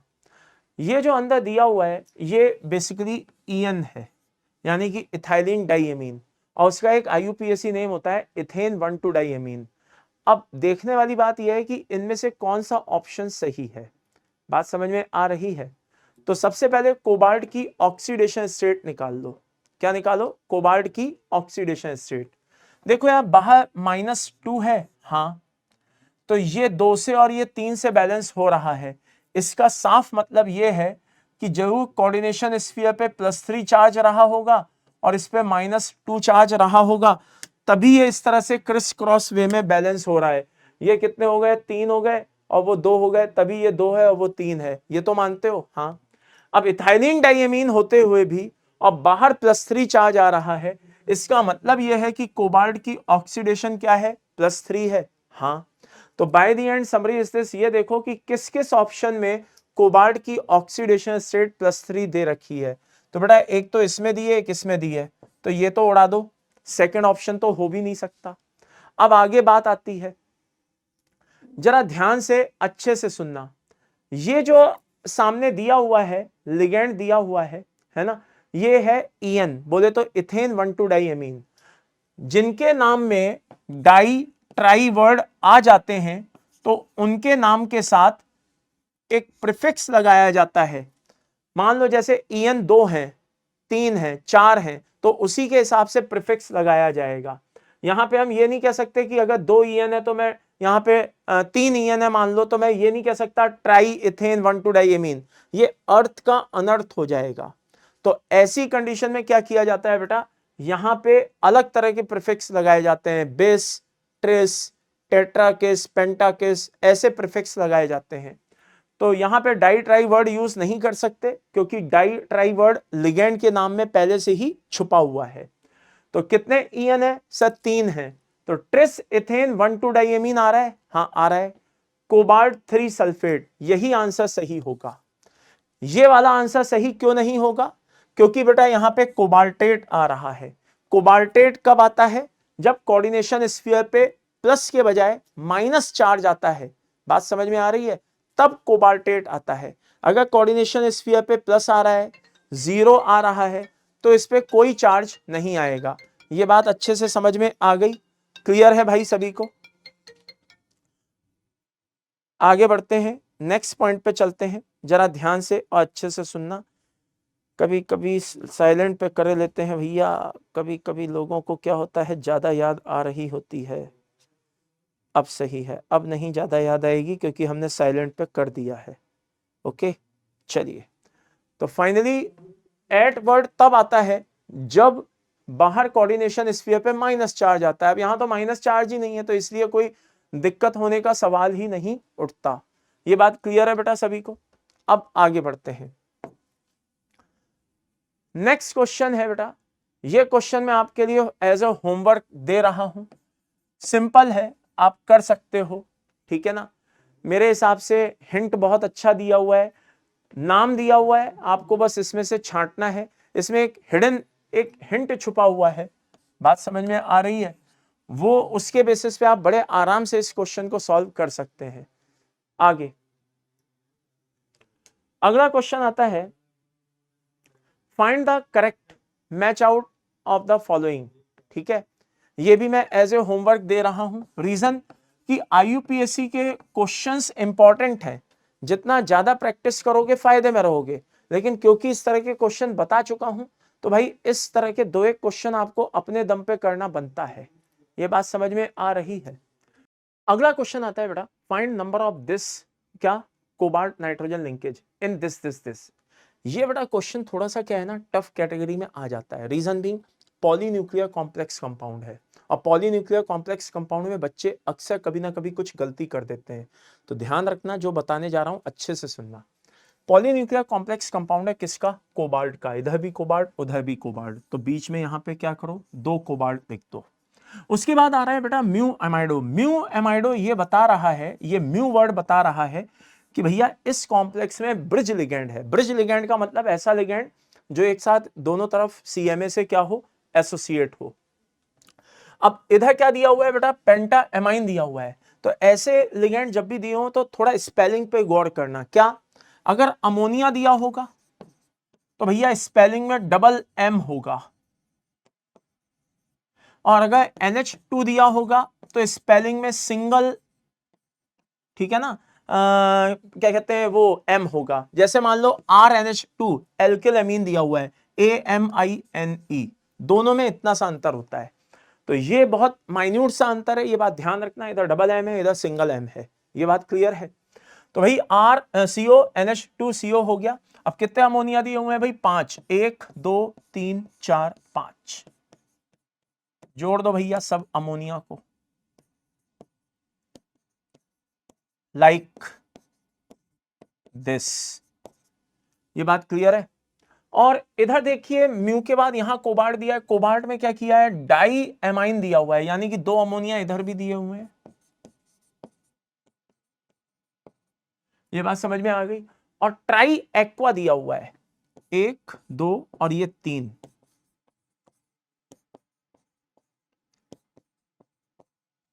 क्लियर है। तो कुल मिलाकर के ये पूरा का पूरा एक इस तरह से बना हुआ है, लाइक दिस। ओके, अब आप जरा ध्यान से देखिएगा। कोबाल्ट है, हाँ है। CO यस हाँ नो, हाँ। +3 है, कैसे पता चला, इससे पता चला। तो +3 मतलब कितना हो गया, +6 हो गया, हाँ हो गया। अंदर -1 कितना है, 1। सिर्फ NH2 है, बाकी सब देख लो सारे न्यूट्रल लिगेंड है। तो +6 -1 यानी कि बाहर क्या होगा, +5 होगा। और अगर बाहर +5 होगा तो इसका मतलब यहां पे इसको बैलेंस करने के लिए 5 Cl- होंगे। तो ये एक हमने कॉम्प्लेक्स बना लिया। अब कुछ भी नहीं है, बहुत सिंपल है। आगे क्या पूछता है, कोबाल्ट नाइट्रोजन लिंकेज बताओ। तो भाई एक तो ये दिखाई दे ही रहा है, हाँ, और 5 ये भी तो है। अमोनिया नाइट्रोजन से ही तो जुड़े हैं, कोई हाइड्रोजन से तो नहीं जुड़े हुए हैं कोबाल्ट में, है ना। तो 6 तो ये हो गए और 3 ये हो गए। कितने हो गए लाला, 9 हो गए। कितने हो गए, 9। तो फाइनल इसका आंसर कितना हो गया बेटा, 9 हो गया। ये बात समझ में आ गई। नाउ अगला क्वेश्चन देखते हैं। Type of isomerism which may be possible for 6 coordinated complex of metal having this। ये फॉर्मूला है। तो अब अपन को ये देखना है कि भाई इसमें कौन कौन सी आइसोमेरिज्म पॉसिबल है। देखो भाई, पहले इसका कॉम्प्लेक्स बना लेते हैं, CrH2O6। अब बाहर क्या लिखे लेते हैं, NO2। ओके, और वो भी कितने हैं, 2। ये लो। अब यार अगर एक H2O बाहर ले जाऊं, ये बाहर भी आ सकता है अंदर भी आ सकता है, वही वाटर ऑफ क्रिस्टलाइजेशन जो तुम समझते हो, है ना। और एक NO2 को अंदर ले आऊं तो ये हाइड्रेट आइसोमेरिज्म हो सकती है, हाँ हो सकती है। ये बात समझ में आ गई। NO2 एक एम्बिडेंटेड लिगेंड है, तो एक NO2 अंदर लाऊं और फिर उस NO2 को ONO कर दूं, तो भाई ये लिंकेज आइसोमेरिज्म हो सकती है। ये बात समझ में आ गई। दूसरा, अगर मैं 2 NO अंदर ले आऊं, 2 NO2 आई मीन, और 2 H2O बाहर ले जाऊं, तो ये कैसा कॉम्प्लेक्स बन जाएगा, MA4B2। यानी कि ये तो सिस और ट्रांस शो कर सकता है, यानी कि ये तो ज्योमेट्रिकल आइसोमेरिज्म भी हो सकती है।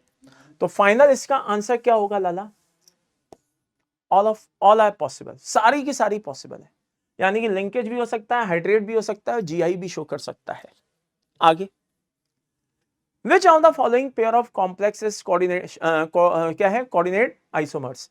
जरा ध्यान से देखना भाई, कोऑर्डिनेशन आइसोमर्स पूछे हैं। याद दिला दूं आपको, वीडियो को पॉज करना है, अपने आप एक बार सोचना है। और अगर बाय द वे आप जब एक बार अच्छे से सोच लें, 1 मिनट से ज्यादा का समय नहीं लेना है, और इसके बाद आपको आंसर को क्रॉस चेक करना है। ओके, हाँ। तो क्वेश्चन ये है कि विच of the following pair of complex is coordination isomer. Coordination isomer का मतलब क्या होता है?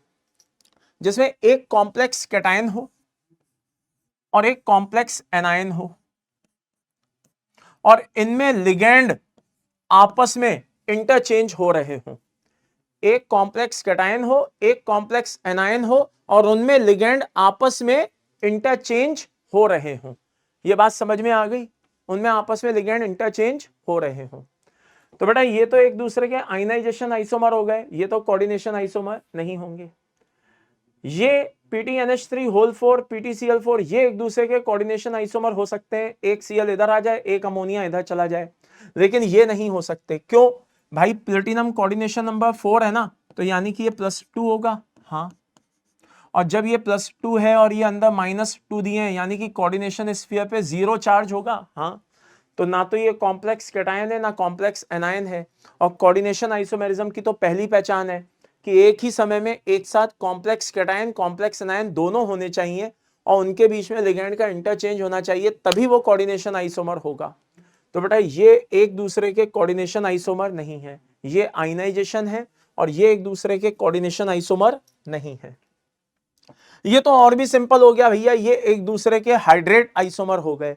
तो फाइनल आंसर हमारा क्या हो गया बेटा? None of these. Final answer हमारा क्या हो गया? None of these. Next question, which of the following statement is incorrect? Sort of EDTA is used in the treatment of lead poisoning। हाँ, बात बिल्कुल सही है बेटा। जो EDTA होता है वो कभी कभी मान लो किसी वजह से बॉडी में लेड जो होते हैं ना, ज्यादातर वो कैसे होते हैं, उनके सॉल्ट टॉक्सिक होते हैं। तो मान लो किसी वजह से अगर लेड पॉइजन बॉडी में आ गया है तो उसके रिमूवल के लिए EDTA बिल्कुल यूज में आता है। तो पहला स्टेटमेंट बिल्कुल क्या है बेटा? हाँ, सही है। ठीक है, आगे, coordination compound of platinum is effectively inhibit growth of tumours. अभी अभी थोड़ी देर पहले बताया था, याद करो, सिस प्लेटिन, प्लेटिनम का ही तो कॉम्प्लेक्स है, एंटी कैंसर ड्रग में यूज होता है। तो दूसरा ऑप्शन भी सही है। Haemoglobin is a coordination complex, ठीक है ना, ऑफ कोबाल्ट। ये गलत है, क्योंकि ये किसका होता है बेटा? आयरन का होता है। किसका होता है? आयरन का होता है। तो ये इनकरेक्ट है। The excess of copper and iron are remove by chelating ligand. ये एक तरह की बेटा इंफॉर्मेशन है, मतलब साफ कह रहा हूं, इंफॉर्मेशन बेस्ड है। ये आपको पता होना चाहिए, याद होना चाहिए। तो by the end summary is this, इसका आंसर क्या हो गया बेटा? C option. अब अगला क्वेश्चन आता है बेटा, select which is heteroleptic complex and show fac and mer isomerism. Heteroleptic भी हो, अभी थोड़ी देर पहले भी हमने एक ऐसा ही क्वेश्चन देखा था, होमोलेप्टिक हेट्रोलेप्टिक। अब इसके साथ एक कंडीशन आ गई कि ये हेट्रोलेप्टिक भी हो और फेशियल और मेरिडियोनल आइसोमेरिज्म भी शो कर सकता हो। तो भाई जरा इसको बदलना पड़ेगा, ठीक है ना। ये PTCl2 बता रहा है कि यहाँ पे ऑक्सीडेशन जो है वो +2 है और इस कंडीशन में इसका कोऑर्डिनेशन नंबर 4 होगा, यानी कि PTNH3 होल ट्वाइस Cl2 होगा। ये बात समझ में आ गई? तो भाई ये तो फेशियल और मेरिडियोनल शो नहीं कर सकता। आगे बढ़ते हैं, यहां पे 4 क्लोरीन यानी कि +4 बता रहा है, कोऑर्डिनेशन नंबर 6 होगा। तो 4 अमोनिया अंदर लिख दो और 2 क्लोरीन अंदर लिख दो, कोऑर्डिनेशन नंबर 6 मेंटेन करना है। बाकी 2 क्लोरीन बाहर लिख दो। तो ये भी फेशियल और मेरिडियोनल शो नहीं करेगा। इसके बाद बात आती है PT, ठीक है, NH3 होल 4 अंदर रहेगा, 2 Cl अंदर रहेंगे, बाहर कुछ नहीं रहेगा, ये भी नहीं हो सकता। इसके बाद बात आती है PTNH3 होल थ्राइस, 3 Cl अंदर रहेंगे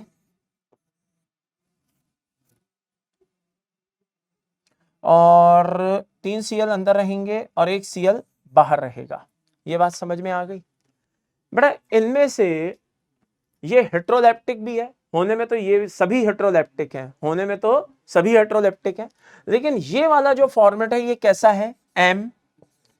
MA3B3 टाइप का है और यही फॉर्मेट होता है जो फेशियल और मेरिडियोनल शो करता है। Next question, the select correct about, ठीक है ना, select correct about bis 8 hydroxy quinolinato zinc 2 compound. देख करके घबराना नहीं, आराम से सोच समझ करके जवाब देना है। जरा ध्यान से देखना। सबसे पहले बेटा जिंक प्लस 2 है, हाँ, तो जिंक प्लस 2 है, 101% ये डायमैग्नेटिक होगा, इसमें कोई शक नहीं। ये 100% क्या होगा बेटा, डायमैग्नेटिक होगा, इसमें कोई शक नहीं है। इस तरह का कॉम्प्लेक्स है जिसमें आप सोचिए ये जिंक है और यहां पर बिस है ना, क्या है बेटा, बिस, जस्ट अ सेकेंड, ये जिंक है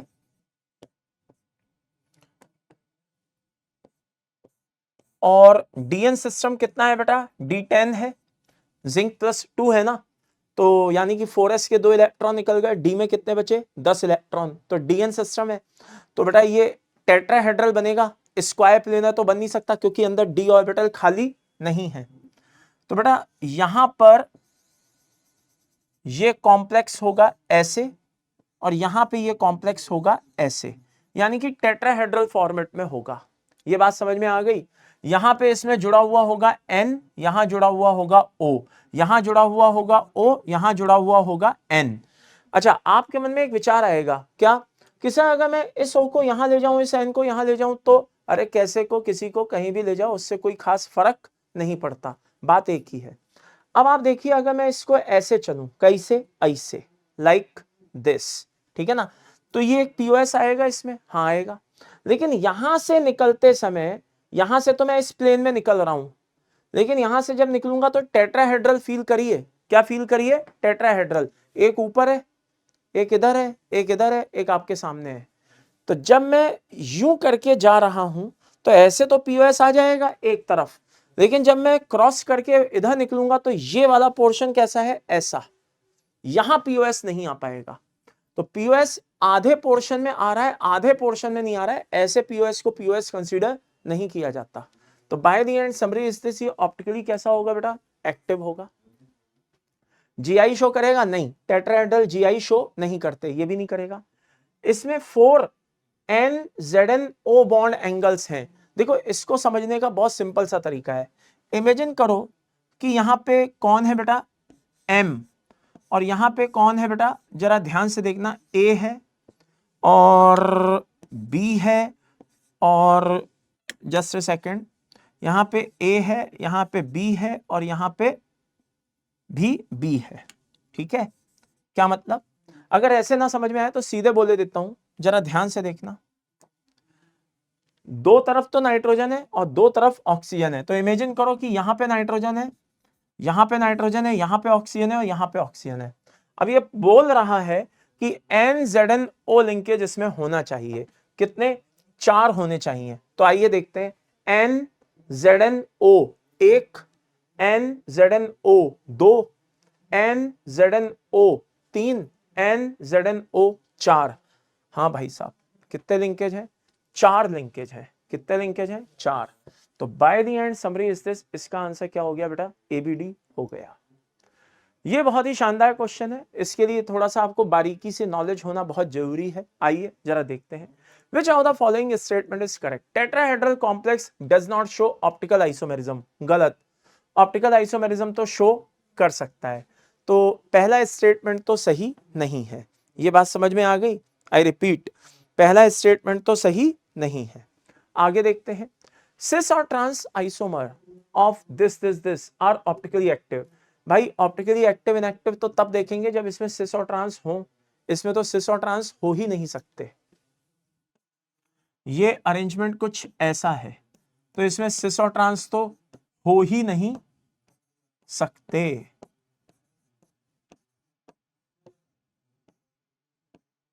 ये बात समझ में आ गई। MABCDEF has 15 optically active isomers. I repeat, 15। भाई एक बात बता दें, MABCDEF टोटल खुद ही 15 होते हैं और 15 के 15 जो हैं सब ऑप्टिकली एक्टिव होते हैं।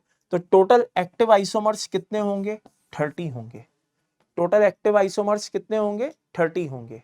बात समझ में आ गई। 15 तो इसके खुद GI होते हैं और उसके बाद वो सारे के सारे एक्टिव होते हैं। तो टोटल कितने हो गए, 30 हो गए। तो भैया ये भी नहीं आंसर होगा। बचता क्या है, MA3B3 हैज 2 स्टीरियो। हाँ ये सही है, जैसा कि अभी अभी अपन देख करके आए थे, वही फेशियल और मेरीडियोनल। ये बात समझ में आ गई। आगे बढ़ते हैं, नेक्स्ट पॉइंट पे चलते हैं। ये बहुत अच्छा क्वेश्चन है, इसमें अक्सर बच्चे पेयरिंग एनर्जी को लेकर के कंफ्यूज रहते हैं। तो मैं आज आपकी पेयरिंग एनर्जी को लेकर के जो प्रॉब्लम है वो सॉल्व कर देता हूं, ध्यान से देखना। If Delo is crystal field splitting energy, अच्छा, and P is mean pairing energy per pair, then stabilizing energy of complex कितना होगा। तो पहले तो बेटा FeF6 4 माइनस है, तो आओ पहले तो इसका हम देख लेते हैं कि Eg और T2g में कितने इलेक्ट्रॉन है।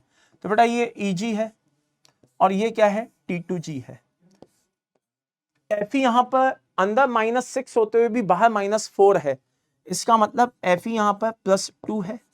और ऐसी कंडीशन में DN सिस्टम क्या है, D6 है।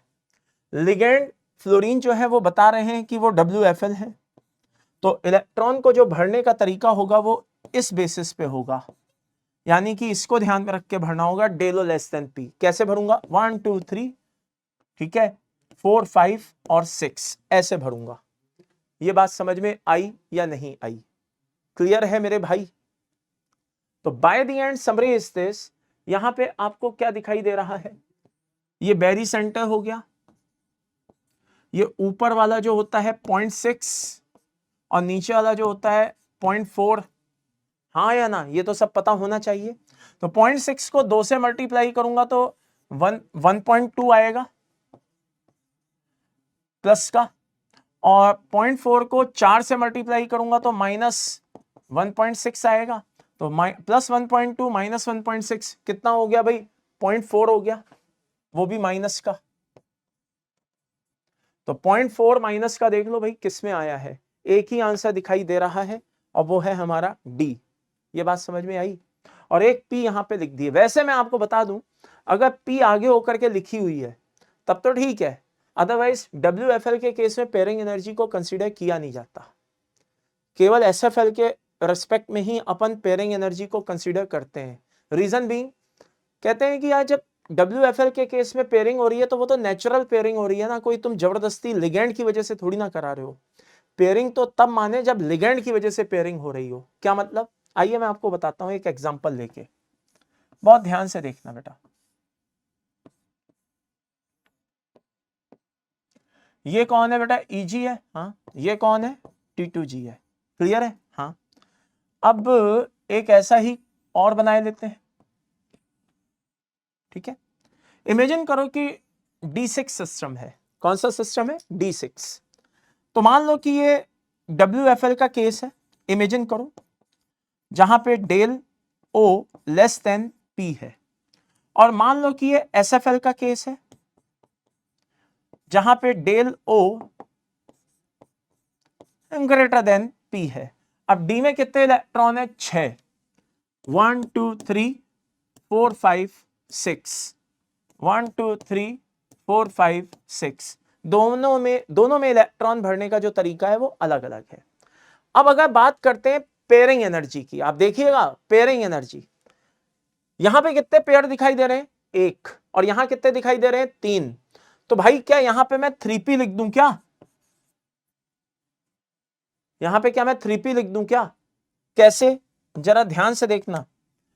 ये तो ऊपर तो 0 है, हाँ, नीचे कितना है, 6 है, तो 0.6, और ये कितना है, माइनस क्या कहते हैं 0.4, वो भी किस में, माइनस में, और माइनस में 0.4 है और कितने हैं, 6 है, यानी कि माइनस का 2.4 हो गया, हाँ हो गया।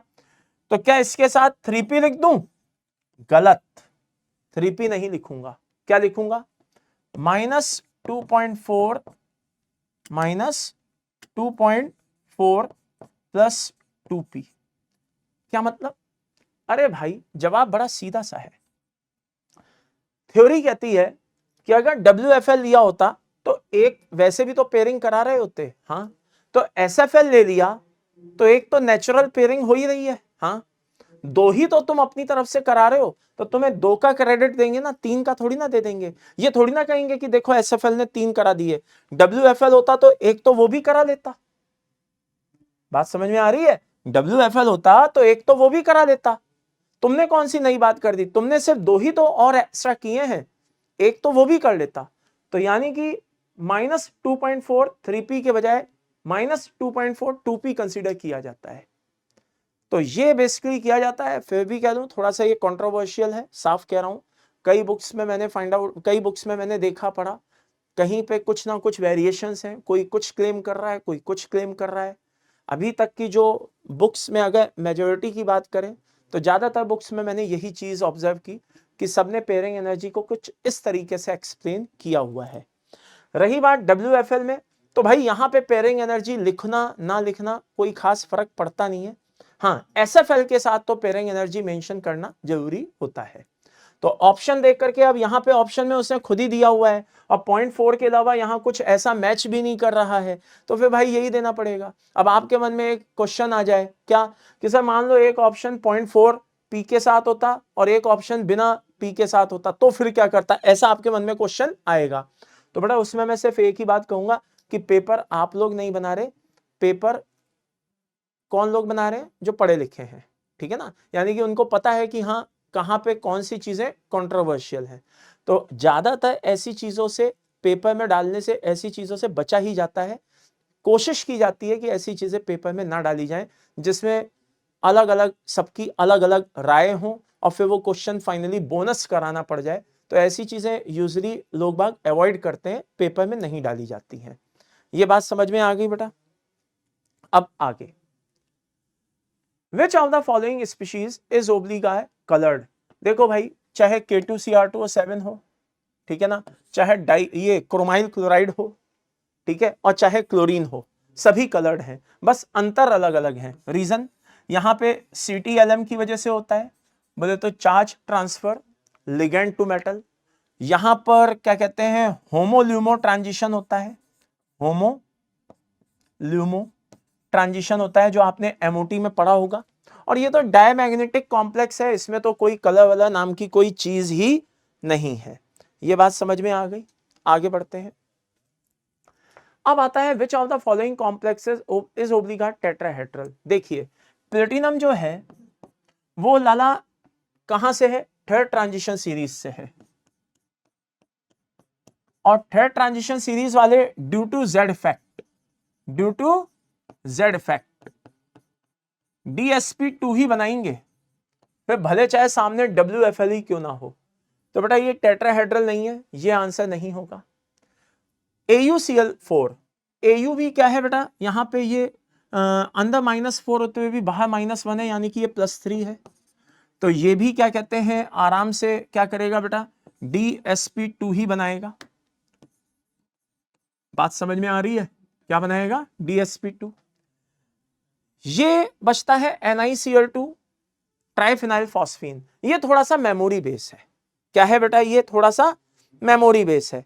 मेमोरी बेस है मतलब आपको पता होना चाहिए कि ये क्या है, कैसा है, मतलब स्क्वायर प्लेनर है कि टेट्राहेड्रल है ना। तो बता दूं कि ये और ये दोनों टेट्राहेड्रल है। और ये टेट्राहेड्रल क्यों है, पहले ही क्लियर कर दूं, due to, I repeat, due to back pairing.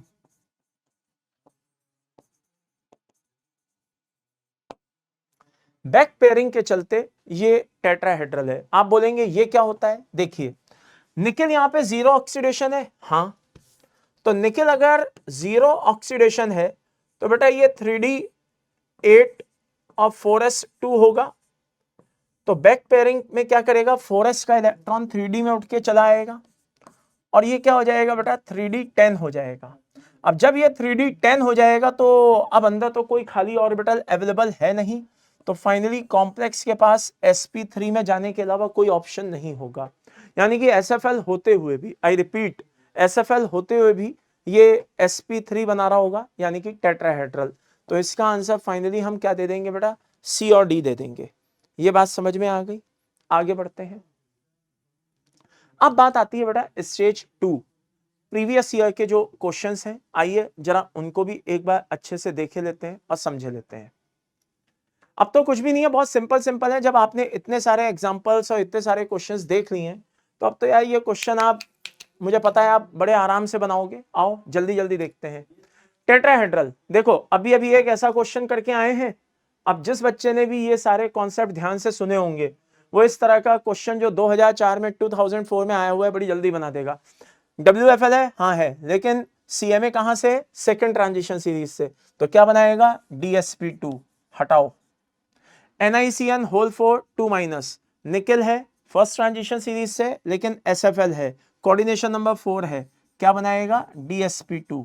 हमेशा ध्यान रखना कि अगर CMA फर्स्ट ट्रांजिशन सीरीज से है, CMA कहां से है बेटा? First transition series. First transition series समझते हो ना, स्कैंडियम से लेकर के जिंक। ओके, तो भाई मेरे SFL के साथ कोऑर्डिनेशन नंबर कितना है पहले ही बता दूं, 4 की बात हो रही है। किसकी बात हो रही है? कोऑर्डिनेशन नंबर 4 की। तो फर्स्ट ट्रांजिशन के साथ ये फर्स्ट ट्रांजिशन सीरीज में SFL के साथ DsP2 बनाना और WFL के साथ कोऑर्डिनेशन नंबर 4 हो, WFL हो, ट्रांजिशन सीरीज फर्स्ट हो, तो sp3 बनाना। क्या बनाना? sp3 बनाना। तो NiCN होल 4 2 माइनस है साहब, DsP2 बनाना है। पैलेडियम सेकंड ट्रांजिशन सीरीज है, क्या है? सेकंड ट्रांजिशन सीरीज, DsP2 बनाना है। NiCl4 2 माइनस है, sp3 बनाना है। ये वाला कॉन्सेप्ट इस पे लगाना है, आगे बढ़ जाना है। समझ में आ रहा है? तो सीधी सी बात है, आंसर क्या हो जाएगा हमारा? D option. तो ध्यान रखना, ये सारे मैंने पॉइंट्स नोट्स में लिखा रखे हैं कि कब कौन कैसे क्या बनाता है, तो एक बार इनको नोट्स तो आपको प्रॉपर देखना बनता है। Spin only magnetic moment of compound this this this, ठीक है ना? देखिए ये कंपाउंड है Hg CO SCN होल 4, ठीक है बेटा। Hg जो है यहां पे +2 है, इसका मतलब ये हुआ कि CO SCN होल 4 2 माइनस है, और ये भी हमें पता है कि SCN कैसा है बेटा? WFL है। क्या है? WFL है। तो यानी कि यहां पे जो इलेक्ट्रॉन भरेंगे वो टेट्राहेड्रल में T2 ऊपर आ जाता है। यहां पे G मत लगा देना बेटा, टेट्राहेड्रल में T2G EG नहीं बोला जाता, क्या बोला जाता है? T2 और E, ठीक है। तो यहां पे DN सिस्टम हमें देखना है। कोबाल्ट की ऑक्सीडेशन अंदर -4 होते हुए भी बाहर -2 है, यानी कि ये +2 है। तो अगर ये D7 4s2 होता है तो 2 इलेक्ट्रॉन यहां से चले गए, कितने बचे? 7 इलेक्ट्रॉन कैसे भरूंगा? 1 2 3 4 5 6 7, 3 अनपेयर्ड दिखाई दे रहे हैं। फॉर्मूला आपको आता ही है म्यू का, म्यू इक्वल टू क्या होता है बेटा? n into n+2 bore magneton.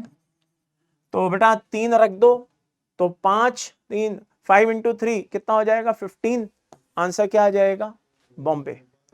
कुछ बच्चों को डाउट होगा कि सर हमें कैसे पता चलेगा Hg2+ था।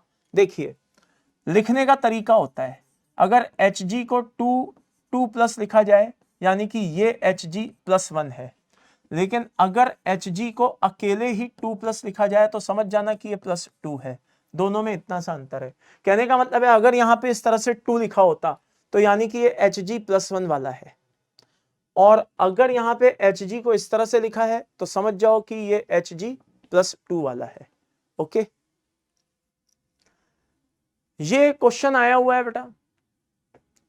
इफ द बॉन्ड लेंथ जो नॉर्मल CO की होती है वो 1.128 एंगस्ट्रॉम होती है, then what is the value of CO bond length in FeCO whole 5? तो बेटा ड्यू टू सिनर्जिक बॉन्डिंग,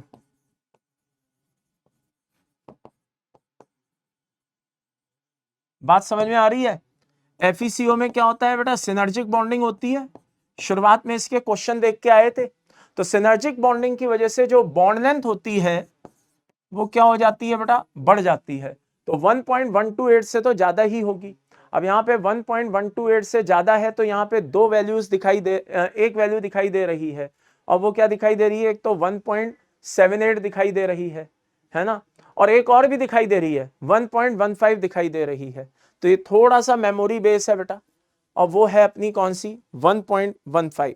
कौन सी है बेटा 1.15, यानी कि ये थोड़ी सी मेमोरी बेस है, तो ये वैल्यू आपको याद रखनी पड़ेगी। वैसे मैंने पढ़ाते समय तीनों वैल्यूज नोट्स में लिखवा रखी हैं। तीनों वैल्यूज मतलब CO की, मेटल कार्बोनाइल की और CO+ की, तीनों की वैल्यूज मैंने लिखवा रखी हैं। आगे बढ़ते हैं। ये तो बहुत ही सिंपल क्वेश्चन है। अब तो ऐसे क्वेश्चन मुझे पता है तुम निचोड़ के फेंक दोगे, ठीक है ना। पहले अमोनिया दिया है, बाद में क्लोराइड दिया है, और दोनों की ऑक्सीडेशन +2 है, तभी ये बैलेंस हो रहे हैं इस तरीके से। कुछ और होती ना ऑक्सीडेशन, तो ये इस तरह से नहीं, किसी और तरह से बैलेंस होते। तो वैसे भी सब जगह 2 2 2 2 2 2 दिया हुआ है, 0 वाला तो है, एक है, तो ये तो वैसे भी आउटराइट हो गया, क्योंकि अगर 0 होता, क्या होता 0, तो बेटा ये दोनों एक साथ रह नहीं रहे होते। कॉम्प्लेक्स कैटायन और कॉम्प्लेक्स एनायन ही एक साथ रहते हैं। कॉम्प्लेक्स कैटायन और कॉम्प्लेक्स एनायन ही एक साथ रहते हैं। ये बात समझ में आ रही है। तो by the end summary is this, जरा ध्यान से देखिए, चौथा ऑप्शन तो वैसे भी नहीं हो सकता। अब क्या हो सकता है, जरा ध्यान से देखिए, इसको हम तोड़े देते हैं। कैसे? NiNH3 whole 4 2+ NiCl4 2-। तो कहने का मतलब यह है कि पहले वाले का नाम होना चाहिए टेट्रा एमाइन, यानी कि अल्फाबेटिकल ऑर्डर में पहले कैटाइन, अल्फाबेटिकल ऑर्डर में एक तो अमोनिया का नाम पहले आना चाहिए, और दूसरी चीज उसको भी छोड़ो, मैं तो कह रहा हूं कॉम्प्लेक्स कैटाइन का नाम पहले आना चाहिए और कॉम्प्लेक्स एनाइन का नाम बाद में आना चाहिए। ये IUPAC का पहला नियम है कि जब भी नेमिंग आप करने जाओ तो नेमिंग शुरुआत कहां से होनी चाहिए, कैटाइन से, और खत्म कहां होना चाहिए, एनाइन पे। तो भैया पहला तो वैसे भी नहीं हो सकता, क्यों? क्योंकि उसने तो सीधे क्लोराइड वाले को नेमिंग शुरू कर दी, तो पहला तो वैसे भी नहीं हो सकता। अब बचता कौन है? ये दो बचते हैं, तो इनमें से देखते हैं कौन हो सकता है। ये tetraammine nickel second tetra chloro nickel second, और ये है tetraammine nickel second tetra chloro nickelate second. तो एक जरा सा अंतर है, यहां पे एट है, यहां पे एट नहीं है। तो बेटा सीधी सी बात है, अगर इसके कोऑर्डिनेशन स्फीयर पे -2 चार्ज है, तो CMA के नाम के साथ ate word as a suffix आता ही आता है। तो द बेस्ट चॉइसेस क्या हो गया बेटा? C ऑप्शन हमारा हो गया। ये बात समझ में आ गई। आगे बढ़ते हैं। The spin only magnetic moment, यानी कि वही म्यू की बात पूछ रहा है, CrCO होल 6 क्या होगा? तो देखिए अभी CrCO होल 6, बेटा ये एक जीरो ऑक्सीडेशन स्टेट वाला कंपाउंड है, और जीरो ऑक्सीडेशन स्टेट वाला कंपाउंड है, नो डाउट इन इट। ये एक तरह का क्या है, इसमें सारे इलेक्ट्रॉन CO है ना, सारे इलेक्ट्रॉन्स क्या है बेटा?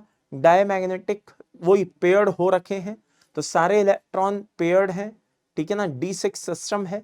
D6 कैसे, जरा ध्यान से देख लो, ये Eg और ये T2G। क्रोमियम क्या होता है सर? 3D5 4S1 होता है। अब बेटा क्रोमियम की ऑक्सीडेशन क्या है? 0 है सर, और बिना S के कोई हाइब्रिडाइजेशन पॉसिबल नहीं है, तो S ऑर्बिटल हमें खाली चाहिए। तो बैक पेयरिंग होगी, S ऑर्बिटल का एक इलेक्ट्रॉन उठ करके यहां पे आ जाएगा, क्या हो जाएगा? D6। लिगैंड कैसा है सर? SFL है। पेयरिंग होगी? हाँ होगी, क्योंकि डे लो ग्रेटर देन P हो जाएगा। हाँ, तो 6 इलेक्ट्रॉन कैसे भरने में आएंगे? ऐसे। तो डायमैग्नेटिक हो गया, यानी कि इसका आंसर क्या हो गया बेटा? 0 हो गया। ये बात समझ में आ गई। आगे बढ़ते हैं। नेक्स्ट क्वेश्चन 2009 में आया हुआ क्वेश्चन है, the compound that exhibit GI, बोले तो ज्योमेट्रिकल आइसोमेरिज्म। तो 2009 का आया हुआ क्वेश्चन है। अब इनमें से कौन GI शो कर सकता है बेटा? ये ऐसा होगा M, देखो ये तो कंफर्म है, क्या कहते हैं, थर्ड ट्रांजिशन सीरीज है, और EN किलेटिंग लिगैंड है, प्लस SFL भी है, तो ये तो कंफर्म है कि ये स्क्वायर प्लेनर होगा। क्या होगा? Square planar. और जो स्क्वायर प्लेनर होते हैं वो कैसे होंगे? इस तरह से होंगे। अब ये मान लो AA हो गया, EN मतलब दोनों डोनर एटम सेम सेम है ना, तो हमने इसको AA से रिप्रेजेंट कर दिया, ये आप लोगों ने पढ़ा भी होगा आइसोमेरिज्म में। और ये कौन हो गया बेटा? BB।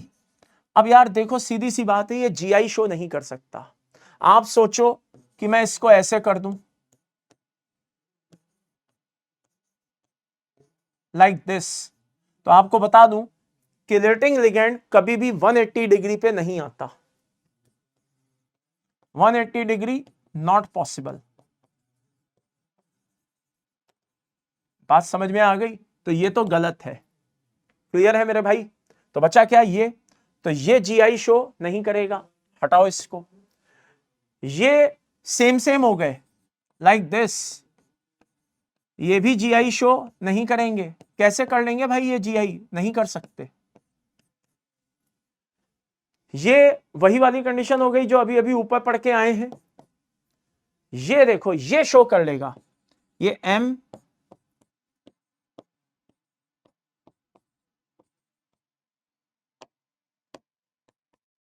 like this,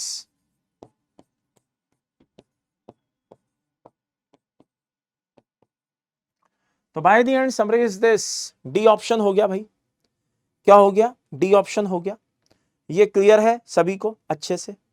तो कुल मिलाकर के सीधा सा है कि इसमें कौन कौन शो नहीं कर सकता। अच्छा, इसमें मेरे से एक छोटा सा क्या कहते हैं मिस्टेक हो गई, मैं उसको करेक्ट कर देता हूं। मैं गलती से इसको कोऑर्डिनेशन नंबर 4 में कंसीडर कर गया। ये कोऑर्डिनेशन नंबर 4 नहीं है बेटा, ये कोऑर्डिनेशन नंबर 6 है। यानी कि ये MAA होल ट्वाइस B2 है। तो यानी कि ये कैसे बनेगा बेटा? ऐसे बनेगा। कोऑर्डिनेशन नंबर 6 है ना, तो ये ऐसे बनेगा AA AA और BB। ठीक है, ये GI शो कर सकता है, बिल्कुल सही। कैसे? ऐसे, लाइक दिस।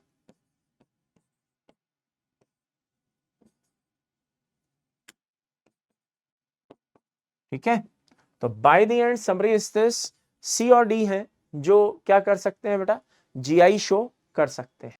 नेक्स्ट देखिए, the colour of light absorb by an aqueous solution of CuSO4। ये बहुत ही शानदार क्वेश्चन है, 2012 में आया हुआ है, जरा ध्यान से देखना। ये पूछ रहा है कि भाई CuSO4 है, हाँ, वो कौन सा कलर एब्जॉर्ब करेगा। तो अब आपको पहले तो ये पता होना चाहिए कि CuSO4 दिखाई कैसा देता है। तो भाई मेरे CuSO4 ब्लू कलर का दिखाई देता है। कैसा दिखाई देता है? ब्लू कलर का दिखाई देता है। तो यानी कि अगर ये ब्लू कलर का दिखाई देता है तो अब ये पता होना चाहिए ये एब्जॉर्ब क्या करेगा। तो बेटा वो पता चलता है विबग्योर से। किससे? विबग्योर से। विबग्योर को समझने का बहुत सिंपल तरीका है। लोग बाग सर्किल से बताते हैं, मैं डायरेक्ट बताता हूं, जो आपको पसंद आए आप वैसे देख लीजिए। ग्रीन और रेड, ब्लू और orange, violet, indigo and yellow, ये एक दूसरे के कॉम्प्लीमेंट्री होते हैं। तो अगर ये ब्लू दिखाई दे रहा है यानी कि ये ऑरेंज कलर क्या करता होगा? एब्जॉर्ब करता होगा। अब यहां पे प्योर ऑरेंज तो कोई भी नहीं है, रेड ऑरेंज दिया हुआ है, तो बेस्ट आंसर क्या हो गया? ए। अब बहुत से बच्चों को लगेगा सर वो तो सब सही है कि विबग्योर से आपने निकाल दिया कि ये ब्लू दिखाई देता है तो ये ऑरेंज एब्जॉर्ब करता होगा। ये बेसिकली थ्योरी आई कहां से? देखो बेटा, ये del equal to E into Na। क्या मतलब सर? यानी कि एक मोल कॉम्प्लेक्स के को लेकर के, एक मोल कॉम्प्लेक्स के रेफरेंस में हम CFSE और एनर्जी के बीच में रिलेशन निकाल रहे हैं। क्या मतलब? आइए बताता हूं। डेल बराबर क्या हो जाएगा बेटा? E equal to h nu लिख सकता हूं। हाँ सर लिख सकते हैं। अभी देखते जाओ, मजा आएगा कि अच्छा ऐसा है क्या। आगे देखते हैं। डेल बराबर न्यू की जगह हम C अपॉन लेमडा भी लिख सकते हैं। हाँ लिख सकते हैं। अब बेटा H कांस्टेंट हो गया, C कांस्टेंट हो गया, Na कांस्टेंट हो गया। ओके, तो एक बचा क्या? Del equal to 1 upon lambda बचा। हाँ, और ये लेमडा जो होता है ये एब्जॉर्ब वाला होता है। क्या होता है? एब्जॉर्ब। यानी कि कहने का मतलब है हम ये कहना चाहते हैं कि एक कॉम्प्लेक्स, आई रिपीट बहुत ध्यान से सुनना, एक कॉम्प्लेक्स जिसकी CFSE जितनी ज्यादा होगी वो उतने लो लैम्डा के कलर को एब्जॉर्ब करेगा, और जो जितने लो लैम्डा के कलर को एब्जॉर्ब करेगा व्हाटएवर, तो उसके बेसिस पे हम उसका ऑब्जर्व कलर निकाल लेंगे। तो CuSO4 अगर क्या कर रहा है? ब्लू दिखाई देता है, इसका मतलब यह है कि ये कौन सा कलर एब्जॉर्ब करता होगा? उसका कॉम्प्लीमेंट्री। और ये रिलेशन आया कहां से? यहां से। इसके ऊपर और भी पहले भी क्वेश्चन आ चुके हैं, मेंस में भी आ चुके हैं। एडवांस तो बहुत बड़ी बात है, मेंस में भी आ चुके हैं। ठीक है ना? तो वहां पे क्या करेगा? आपको 3-4 कॉम्प्लेक्स दे देगा और बोलेगा कि बताओ कोई इनमें से रेड दिखाई देता है, कोई ब्लू दिखाई देता है, कोई ग्रीन दिखाई देता है। बताओ इनमें से कौन रेड है, कौन ब्लू है, कौन ग्रीन है। तो आप ये वाला फॉर्मूला लगाना, जिसकी CFSE सबसे ज्यादा हो उसके नीचे सबसे कम लैम्डा वाले कलर को लिख देना। बात समझ में आ रही है? मतलब जैसे मान लो आपको 3 कलर दिए, बोले कोई ग्रीन दिखाई देता है, कोई ब्लू दिखाई देता है, कोई रेड दिखाई देता है, यही बोला जाएगा। तो आप पहले क्या करना, ये तो कौन से हैं? OBS। कौन से हैं? OBS, यानी कि ऑब्जर्व कलर, जो हमें दिखाई दे रहे हैं। आप क्या करना, इनका एब्जॉर्ब कलर निकाल लेना। क्या निकाल लेना? एब्जॉर्ब। तो ग्रीन का एब्जॉर्ब क्या होगा? रेड। ब्लू का क्या होगा? ऑरेंज। रेड का क्या होगा? ग्रीन। ठीक है। और अब क्या करना, ये वाला रिलेशन लगाना, आंसर आ जाएगा। कैसे? कि जिस कॉम्प्लेक्स की CFSE सबसे ज्यादा हो, लो लैम्डा के कलर को एब्जॉर्ब करवाना। मान लो जो ग्रीन एब्जॉर्ब, जिसकी CFSE सबसे ज्यादा होगी, ठीक है ना, यहां से यहां पे जाने पे क्या होता है बेटा, यहां से यहां जाने पे लैम्डा बढ़ती है ना, इंक्रीज होती है। हाँ, तो जिसकी CFSE सबसे ज्यादा होगी वो इन तीनों में से सबसे लो लैम्डा के कलर को एब्जॉर्ब कर रहा होगा। तो सबसे लो लैम्डा का कलर किसका है? ग्रीन का। तो ग्रीन एब्जॉर्ब कर रहा होगा। तो जिस कॉम्प्लेक्स की CFSE सबसे ज्यादा होगी वो लो लैम्डा के कलर को एब्जॉर्ब कर रहा होगा। तो वो दिखाई कैसा दे रहा होगा? ऐसा दिखाई दे रहा होगा। ये बहुत शानदार कॉन्सेप्ट है, इसमें अक्सर बच्चे परेशान हो जाते हैं, तो ये मैंने आपको बता दिया है। ठीक है ना, मैं दोबारा बोले देता हूं, अगर किसी ने ना सुना हो तो दोबारा सुन लेना। अगर किसी कॉम्प्लेक्स की CFSE सबसे ज्यादा है, जिसकी भी, वो सबसे कम लैम्डा के कलर को एब्जॉर्ब करेगा। तो ग्रीन सबसे कम लैम्डा का है, वो सबसे ज्यादा CFSE वाले से एब्जॉर्ब होगा। और जो ग्रीन जिसको एब्जॉर्ब, जो ग्रीन एब्जॉर्ब हो रहा है, तो वो कॉम्प्लेक्स बदले में दिखाई कैसा देगा? रेड। बस इतना सा ध्यान देना है। अरे कर लोगे? आगे ये एक कॉम्प्लेक्स है जिसमें NiCl2 और ये अपना क्या है, फॉस्फीन है, जिसमें फिनाइल फॉस्फीन भी है और इथाइलिन भी है। टेम्परेचर के बेसिस पर ये अपनी ज्योमेट्री को बदलते रहते हैं, अपने मैग्नेटिक बिहेवियर को बदलते रहते हैं। ये पैरा भी हो सकते हैं, डाया भी हो सकते हैं। निकेल की यहाँ पे ऑक्सीडेशन +2 है, जैसा कि दिया हुआ है। तो पूछा गया है, बताओ ये पैरा कब होंगे और डाया कब होंगे। तो देखो भाई, कोऑर्डिनेशन नंबर 4 है, ये तो बात फिक्स है। हाँ, तो कोऑर्डिनेशन नंबर 4 है, तो दो तरह की ज्योमेट्री पॉसिबल है, या तो ये स्क्वायर प्लेनर हो,